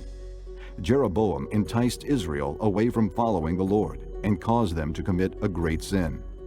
The Israelites persisted in all the sins of Jeroboam and did not turn away from them until the Lord removed them from his presence, as he had warned through all his servants the prophets. So the people of Israel were taken from their homeland into exile in Assyria, and they are still there. The king of Assyria brought people from Babylon, Cutha, Abba, Hamath, and Sepharvaim, and settled them in the towns of Samaria to replace the Israelites. They took over Samaria and lived in its towns. When they first lived there, they did not worship the Lord, so he sent lions among them and they killed some of the people. It was reported to the king of Assyria, "The people you deported and resettled in the towns of Samaria do not know what the God of that country requires.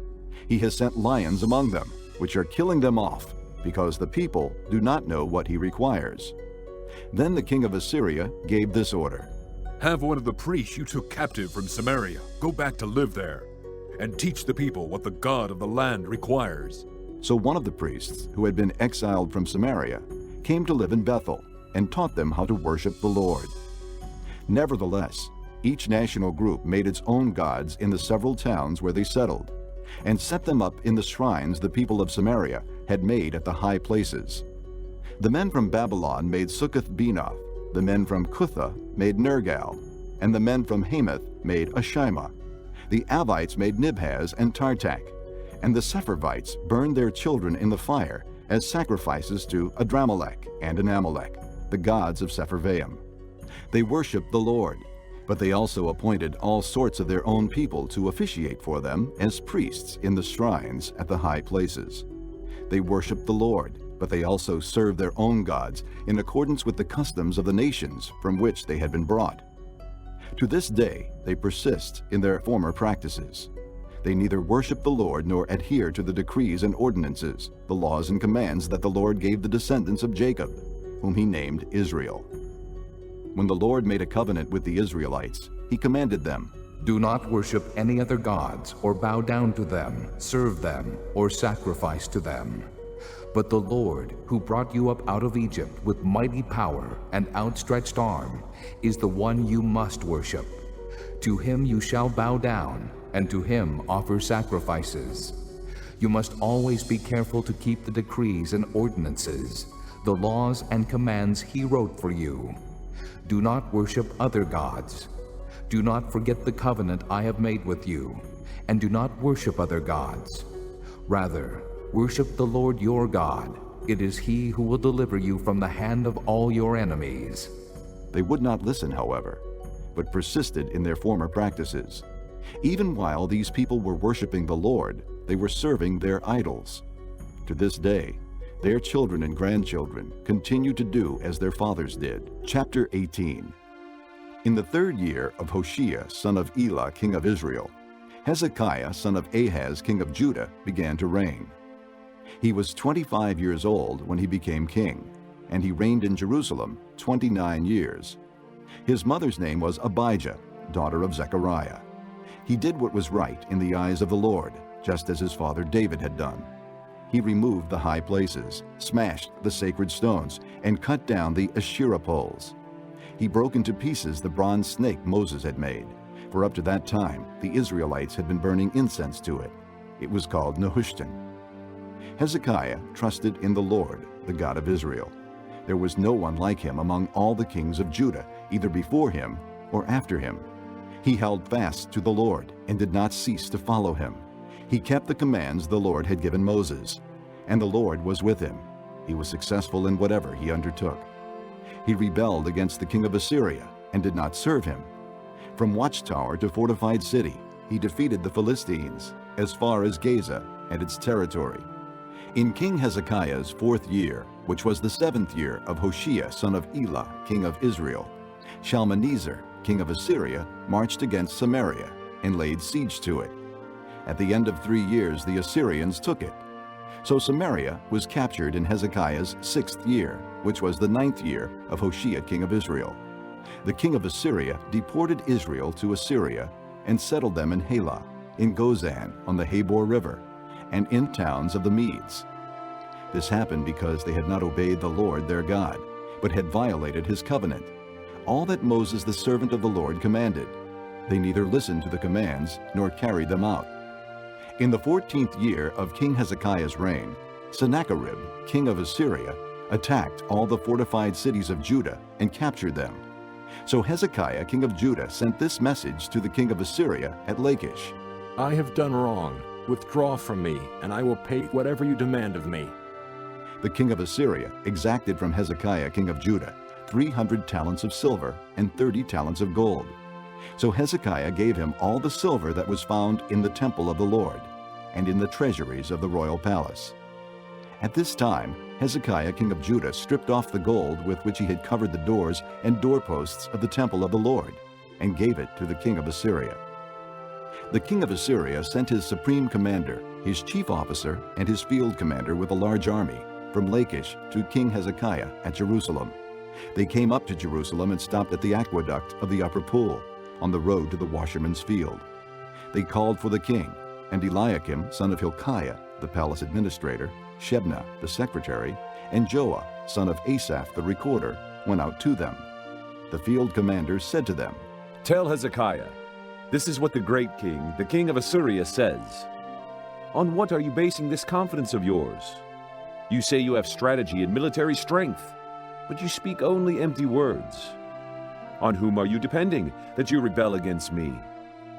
Look now, you are depending on Egypt, that splintered reed of a staff, which pierces a man's hand and wounds him if he leans on it. Such is Pharaoh, king of Egypt, to all who depend on him.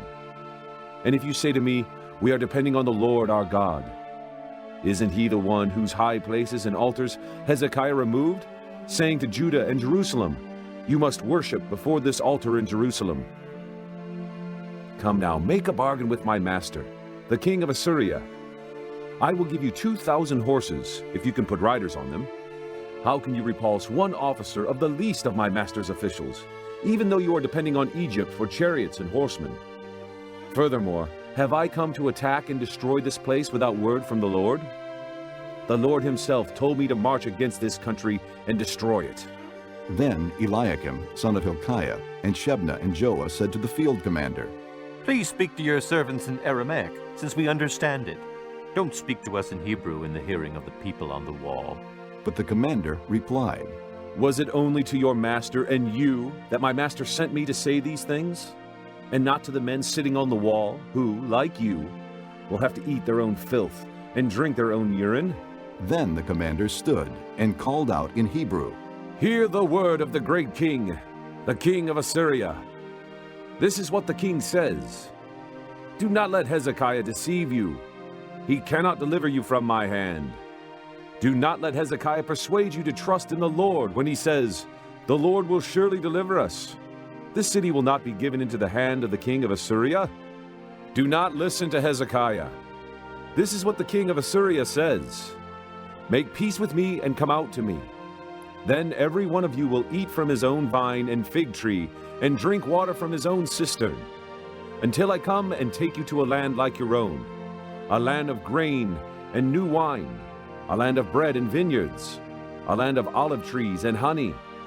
Choose life and not death. Do not listen to Hezekiah, for he is misleading you when he says, The Lord will deliver us. Has the God of any nation ever delivered his land from the hand of the king of Assyria? Where are the gods of Hamath and Arpad? Where are the gods of Sepharvaim, Hena, and Ivah? Have they rescued Samaria from my hand? Who of all the gods of these countries has been able to save his land from me? How then can the Lord deliver Jerusalem from my hand? But the people remained silent and said nothing in reply, because the king had commanded, Do not answer him. Then Eliakim, son of Hilkiah, the palace administrator, Shebna, the secretary, and Joah, son of Asaph, the recorder, went to Hezekiah, with their clothes torn, and told him what the field commander Chapter had 19. When King Hezekiah heard this, he tore his clothes, and put on sackcloth, and went into the temple of the Lord. He sent Eliakim, the palace administrator, Shebna, the secretary, and the leading priests, all wearing sackcloth, to the prophet Isaiah, son of Amoz. They told him, This is what Hezekiah says. This day is a day of distress and rebuke and disgrace, as when children come to the point of birth and there's no strength to deliver them. It may be that the Lord your God will hear all the words of the field commander, whom his master, the king of Assyria, has sent to ridicule the living God, and that he will rebuke him for the words the Lord your God has heard. Therefore pray for the remnant that still survives. When King Hezekiah's officials came to Isaiah, Isaiah said to them, Tell your master, this is what the Lord says. Do not be afraid of what you have heard. those words with which the underlings of the king of Assyria have blasphemed me? Listen, I am going to put such a spirit in him that when he hears a certain report, he will return to his own country, and there I will have him cut down with the sword." When the field commander heard that the king of Assyria had left Lachish, he withdrew and found the king fighting against Libnah. Now Sennacherib received a report that Tirhakah, the Cushite king of Egypt, was marching out to fight against him. So he again sent messengers to Hezekiah with this word: "Say to Hezekiah, king of Judah, do not let the God you depend on deceive you when he says, 'Jerusalem will not be handed over to the king of Assyria.' Surely you have heard what the kings of Assyria have done to all the countries, destroying them completely. And will you be delivered? Did the gods of the nations that were destroyed by my forefathers deliver them? The gods of Gozan, Haran, Rezeph, and the people of Eden who were in Tel Assar?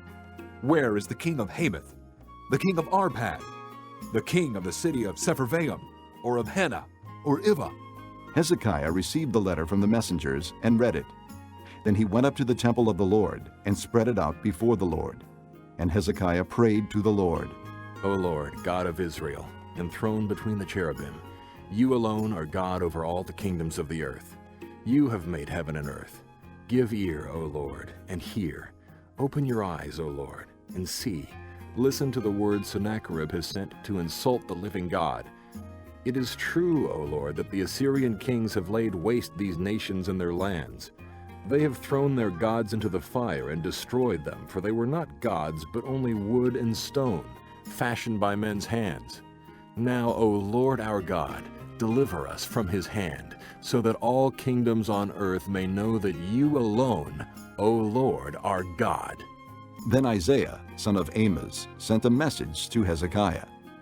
"This is what the Lord, the God of Israel, says.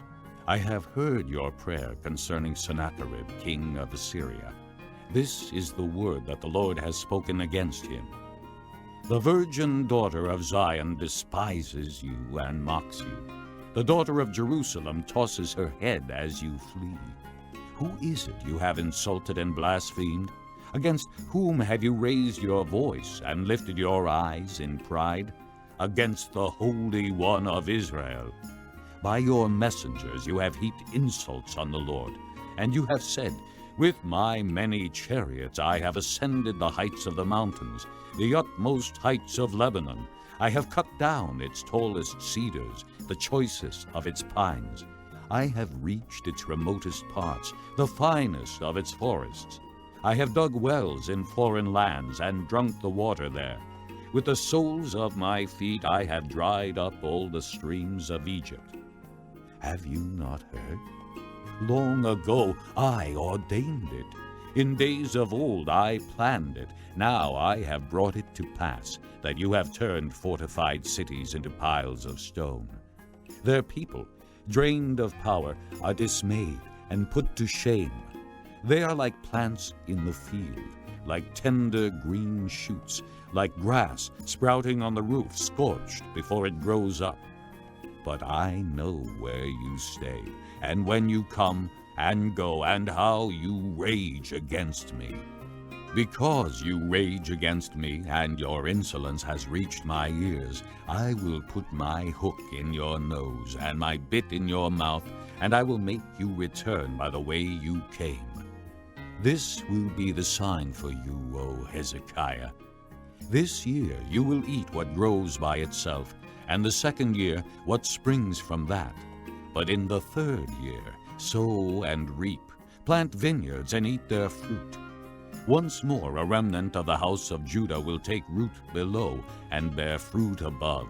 For out of Jerusalem will come a remnant, and out of Mount Zion a band of survivors.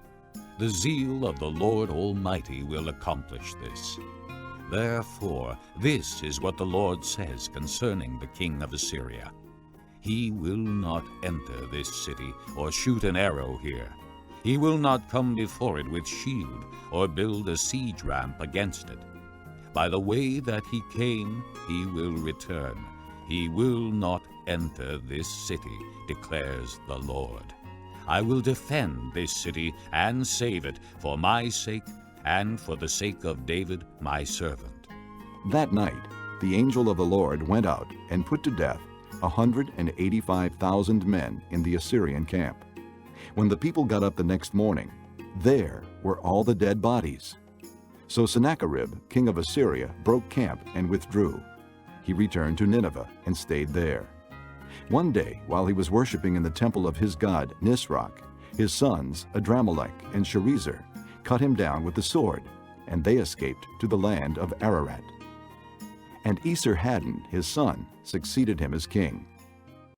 Chapter 20. In those days Hezekiah became ill and was at the point of death. The prophet Isaiah, son of Amoz, went to him and said, "This is what the Lord says. Put your house in order, because you are going to die. You will not recover." Hezekiah turned his face to the wall and prayed to the Lord. Remember, O Lord, how I have walked before you faithfully and with wholehearted devotion, and have done what is good in your eyes. And Hezekiah wept bitterly. Before Isaiah had left the middle court, the word of the Lord came to him. Go back and tell Hezekiah, the leader of my people, this is what the Lord, the God of your father David, says. I have heard your prayer and seen your tears. I will heal you. On the third day from now, you will go up to the temple of the Lord. I will add 15 years to your life, and I will deliver you and this city from the hand of the king of Assyria. I will defend the city for my sake and for the sake of my servant David. Then Isaiah said, "Prepare a poultice of figs." They did so and applied it to the boil, and he recovered. Hezekiah had asked Isaiah, "What will be the sign that the Lord will heal me, and that I will go up to the temple of the Lord on the third day from now?"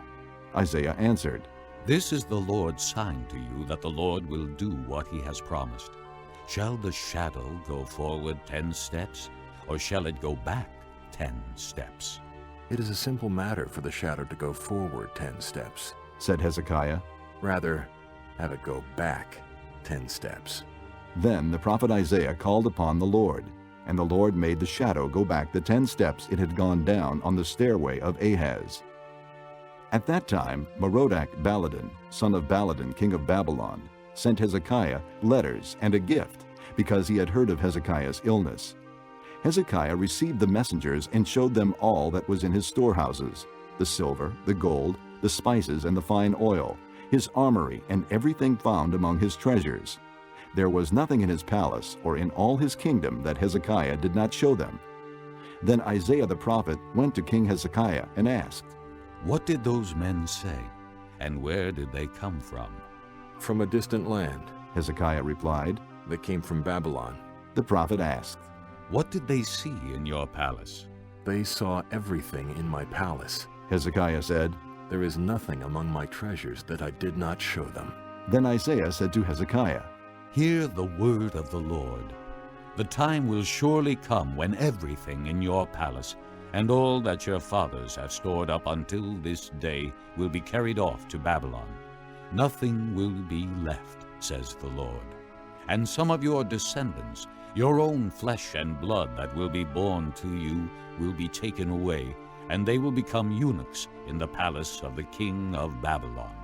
"The word of the Lord you have spoken is good," Hezekiah replied, for he thought, "Will there not be peace and security in my lifetime?"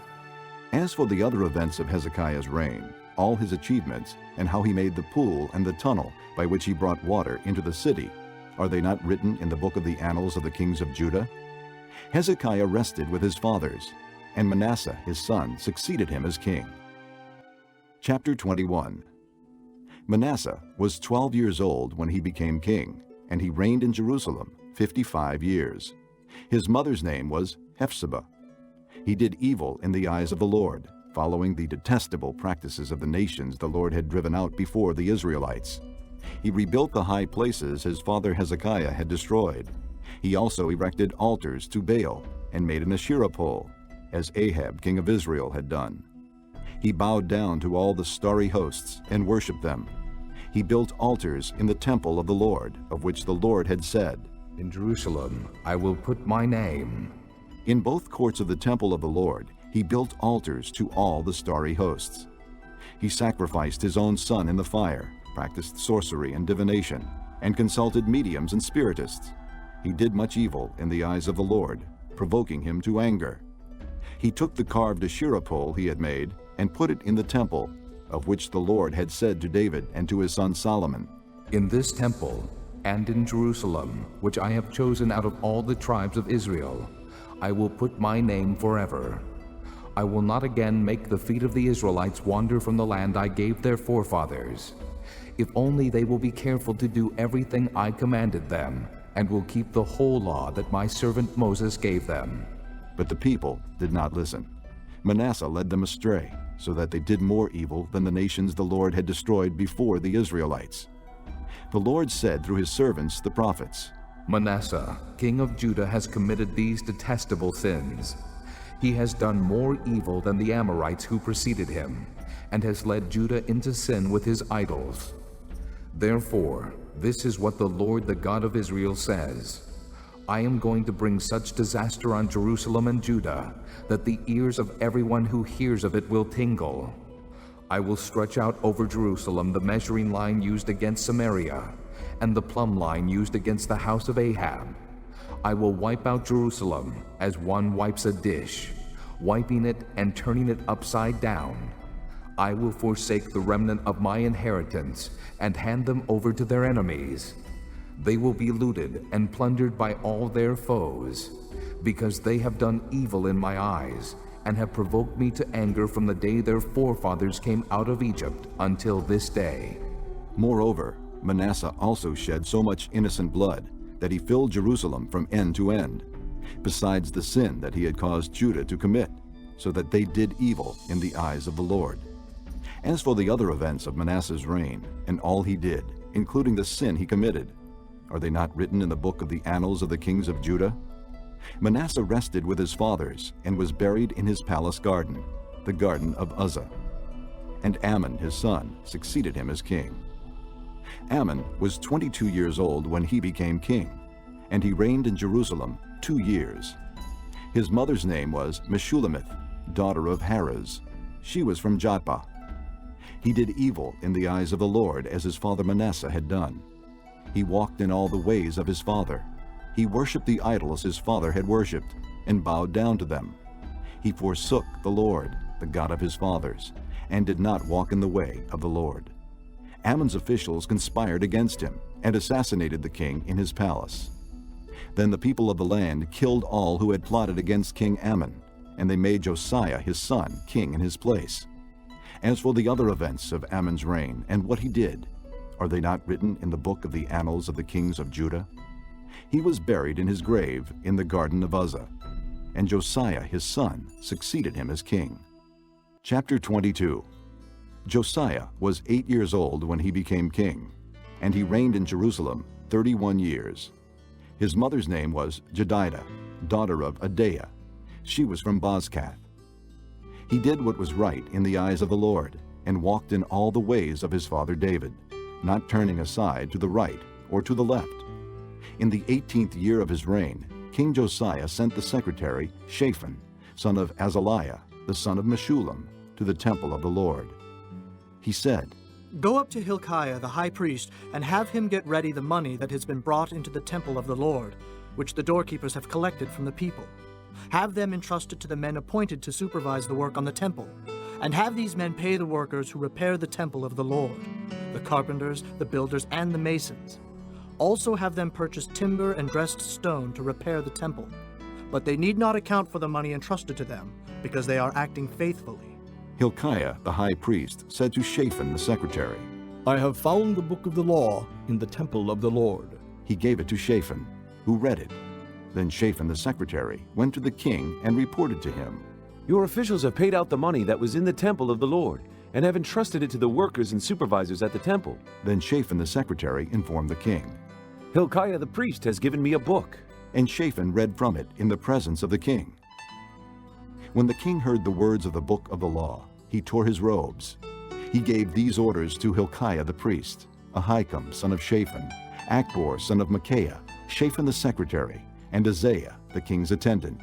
Go and inquire of the Lord for me and for the people and for all Judah about what is written in this book that has been found. Great is the Lord's anger that burns against us because our fathers have not obeyed the words of this book. They have not acted in accordance with all that is written there concerning us. Hilkiah the priest, Ahikam, Akbor, Shaphan, and Isaiah went to speak to the prophetess Huldah, who was the wife of Shallum son of Tikvah, the son of Harhes, keeper of the wardrobe. She lived in Jerusalem, in the 2nd district. She said to them, This is what the Lord, the God of Israel, says. Tell the man who sent you to me, this is what the Lord says. I am going to bring disaster on this place and its people, according to everything written in the book the king of Judah has read. Because they have forsaken me and burned incense to other gods, and provoked me to anger by all the idols their hands have made, my anger will burn against this place and will not be quenched. Tell the king of Judah, who sent you to inquire of the Lord, this is what the Lord, the God of Israel, says concerning the words you heard. Because your heart was responsive, and you humbled yourself before the Lord when you heard what I have spoken against this place and its people, that they would become accursed and laid waste, and because you tore your robes and wept in my presence, I have heard you, declares the Lord. Therefore, I will gather you to your fathers, and you will be buried in peace. Your eyes will not see all the disaster I am going to bring on this place. So they took her answer back to the king. Chapter 23. Then the king called together all the elders of Judah and Jerusalem. He went up to the temple of the Lord with the men of Judah, the people of Jerusalem, the priests and the prophets, all the people from the least to the greatest. He read in their hearing all the words of the book of the covenant, which had been found in the temple of the Lord.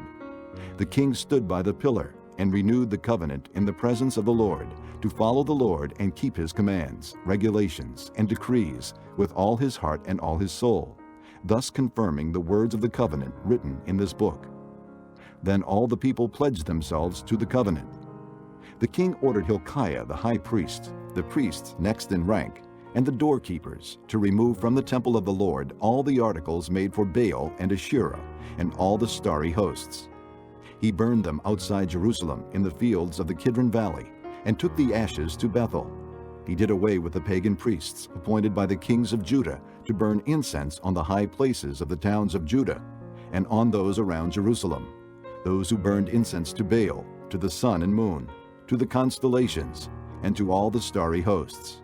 He took the Asherah pole from the temple of the Lord to the Kidron Valley outside Jerusalem, and burned it there. He ground it to powder and scattered the dust over the graves of the common people. He also tore down the quarters of the male shrine prostitutes, which were in the temple of the Lord, and where women did weaving for Asherah. Josiah brought all the priests from the towns of Judah and desecrated the high places, from Geba to Beersheba, where the priests had burned incense. He broke down the shrines at the gates, at the entrance to the gate of Joshua, the city governor, which is on the left of the city gate. Although the priests of the high places did not serve at the altar of the Lord in Jerusalem, they ate unleavened bread with their fellow priests. He desecrated Topheth, which was in the valley of Ben Hinnom, so no one could use it to sacrifice his son or daughter in the fire to Molech. He removed from the entrance to the temple of the Lord the horses that the kings of Judah had dedicated to the sun. They were in the court near the room of an official named Nathan-Melech. Josiah then burned the chariots dedicated to the sun. He pulled down the altars the kings of Judah had erected on the roof near the upper room of Ahaz, and the altars Manasseh had built in the two courts of the temple of the Lord. He removed them from there, smashed them to pieces, and threw the rubble into the Kidron Valley.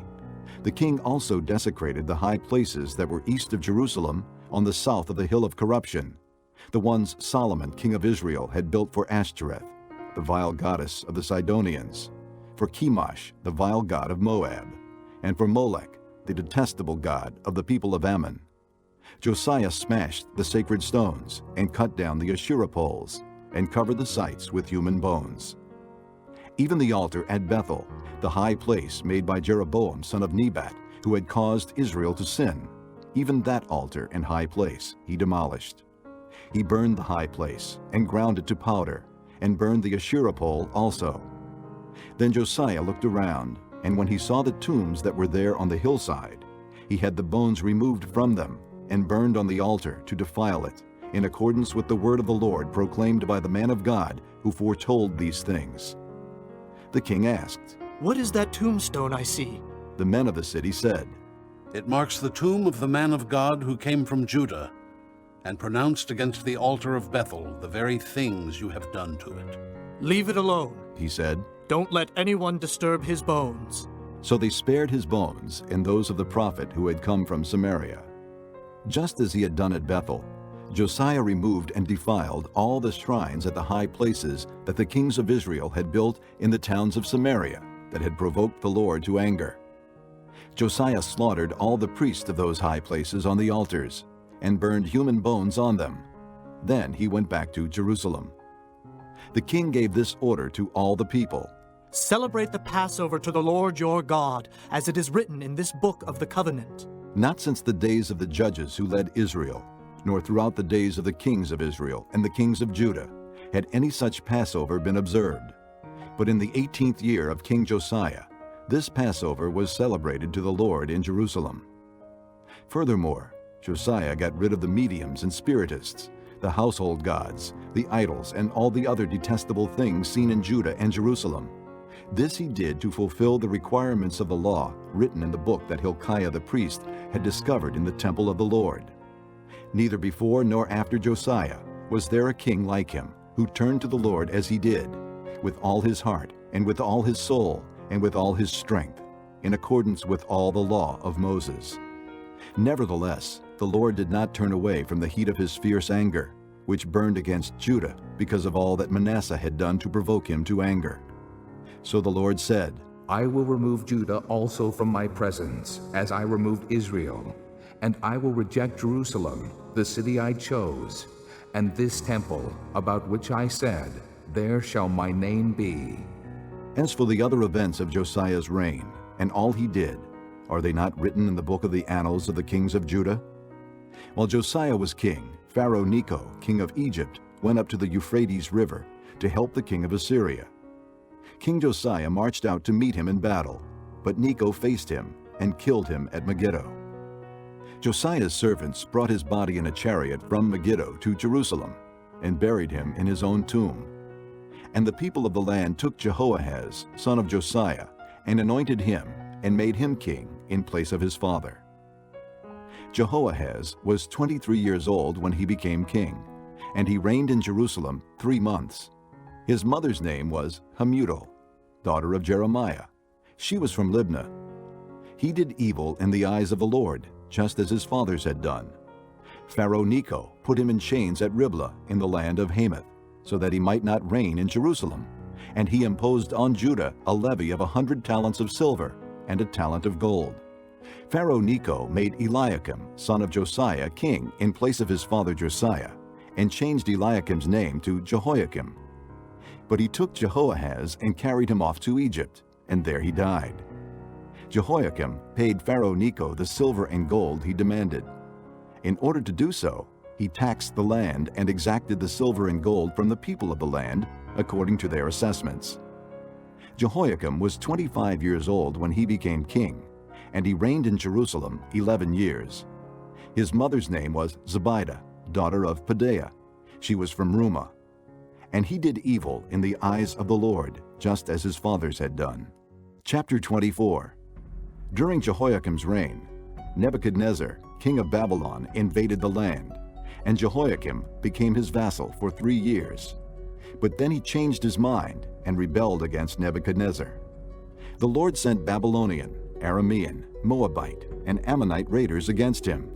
He sent them to destroy Judah in accordance with the word of the Lord proclaimed by his servants the prophets. Surely these things happened to Judah according to the Lord's command, in order to remove them from his presence because of the sins of Manasseh and all he had done, including the shedding of innocent blood. For he had filled Jerusalem with innocent blood, and the Lord was not willing to forgive. As for the other events of Jehoiakim's reign, and all he did, Are they not written in the book of the annals of the kings of Judah? Jehoiakim rested with his fathers, and Jehoiakim, his son, succeeded him as king. The king of Egypt did not march out from his own country again, because the king of Babylon had taken all his territory from the Wadi of Egypt to the Euphrates River. Jehoiakim was 18 years old when he became king, and he reigned in Jerusalem 3 months. His mother's name was Nehushta, daughter of Elnathan. She was from Jerusalem. He did evil in the eyes of the Lord, just as his father had done. At that time the officers of Nebuchadnezzar, king of Babylon, advanced on Jerusalem and laid siege to it. And Nebuchadnezzar himself came up to the city while his officers were besieging it. Jehoiakim, king of Judah, his mother, his attendants, his nobles, and his officials all surrendered to him. In the 8th year of the reign of the king of Babylon, he took Jehoiakim prisoner. As the Lord had declared, Nebuchadnezzar removed all the treasures from the temple of the Lord and from the royal palace, and took away all the gold articles that Solomon, king of Israel, had made for the temple of the Lord. He carried into exile all Jerusalem, all the officers and fighting men, and all the craftsmen and artisans, a total of 10,000. Only the poorest people of the land were left. Nebuchadnezzar took Jehoiakim captive to Babylon. He also took from Jerusalem to Babylon the king's mother, his wives, his officials, and the leading men of the land. The king of Babylon also deported to Babylon the entire force of 7,000 fighting men, strong and fit for war, and 1,000 craftsmen and artisans. He made Mattaniah, Jehoiakim's uncle, king in his place, and changed his name to Zedekiah. Zedekiah was 21 years old when he became king, and he reigned in Jerusalem 11 years. His mother's name was Hamutal, daughter of Jeremiah. She was from Libnah. He did evil in the eyes of the Lord, just as Jehoiakim had done. It was because of the Lord's anger that all this happened to Jerusalem and Judah, and in the end he thrust them from his presence. Now Zedekiah rebelled against the king of Babylon. Chapter 25. So in the 9th year of Zedekiah's reign, on the 10th day of the 10th month, Nebuchadnezzar, king of Babylon, marched against Jerusalem with his whole army. He encamped outside the city and built siege works all around it. The city was kept under siege until the 11th year of King Zedekiah. By the 9th day of the 4th month, the famine in the city had become so severe that there was no food for the people to eat.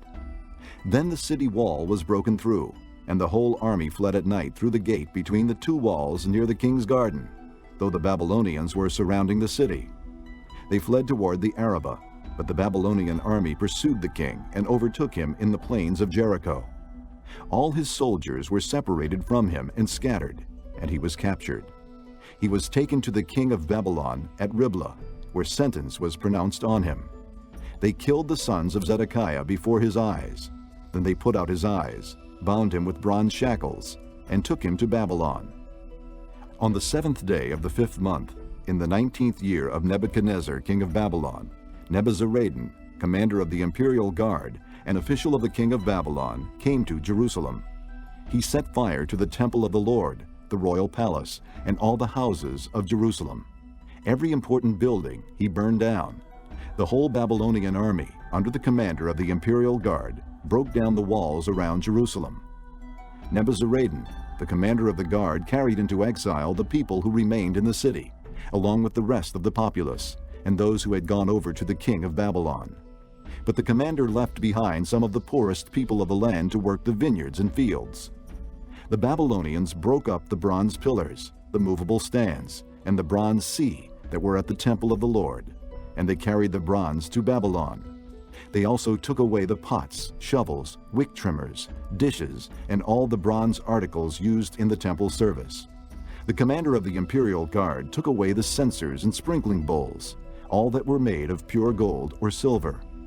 The bronze from the 2 pillars, the sea, and the movable stands, which Solomon had made for the temple of the Lord, was more than could be weighed. Each pillar was 27 feet high. The bronze capital on top of one pillar was 4.5 feet high, and was decorated with a network and pomegranates of bronze all around. The other pillar, with its network, was similar. The commander of the guard took as prisoners Seraiah, the chief priest, Zephaniah, the priest next in rank, and the 3 doorkeepers. Of those still in the city, he took the officer in charge of the fighting men and 5 royal advisers. He also took the secretary, who was chief officer in charge of conscripting the people of the land, and 60 of his men who were found in the city. Nebuzaradan the commander took them all and brought them to the king of Babylon at Riblah. There at Riblah, in the land of Hamath, the king had them executed. So Judah went into captivity, away from her land. Nebuchadnezzar, king of Babylon, appointed Gedaliah, son of Ahikam, the son of Shaphan, to be over the people he had left behind in Judah. When all the army officers and their men heard that the king of Babylon had appointed Gedaliah as governor, they came to Gedaliah at Mizpah. Ishmael, son of Nethaniah, Johanan, son of Kareah, Seraiah, son of Tanhumeth, the Netophathite, Jaazaniah, the son of the Maacathite, and their men. Gedaliah took an oath to reassure them and their men. "Do not be afraid of the Babylonian officials," he said. "Settle down in the land and serve the king of Babylon, and it will go well with you." In the 7th month, however, Ishmael, son of Nethaniah, the son of Elishama, who was of royal blood, came with 10 men and assassinated Gedaliah, and also the men of Judah and the Babylonians who were with him at Mizpah. At this, all the people from the least to the greatest, together with the army officers, fled to Egypt for fear of the Babylonians. In the 37th year of the exile of Jehoiakim, king of Judah, in the year Evil-Merodach became king of Babylon, he released Jehoiakim from prison on the 27th day of the 12th month. He spoke kindly to him and gave him a seat of honor higher than those of the other kings who were with him in Babylon. So Jehoiakim put aside his prison clothes, and for the rest of his life ate regularly at the king's table. Day by day the king gave Jehoiakim a regular allowance as long as he lived.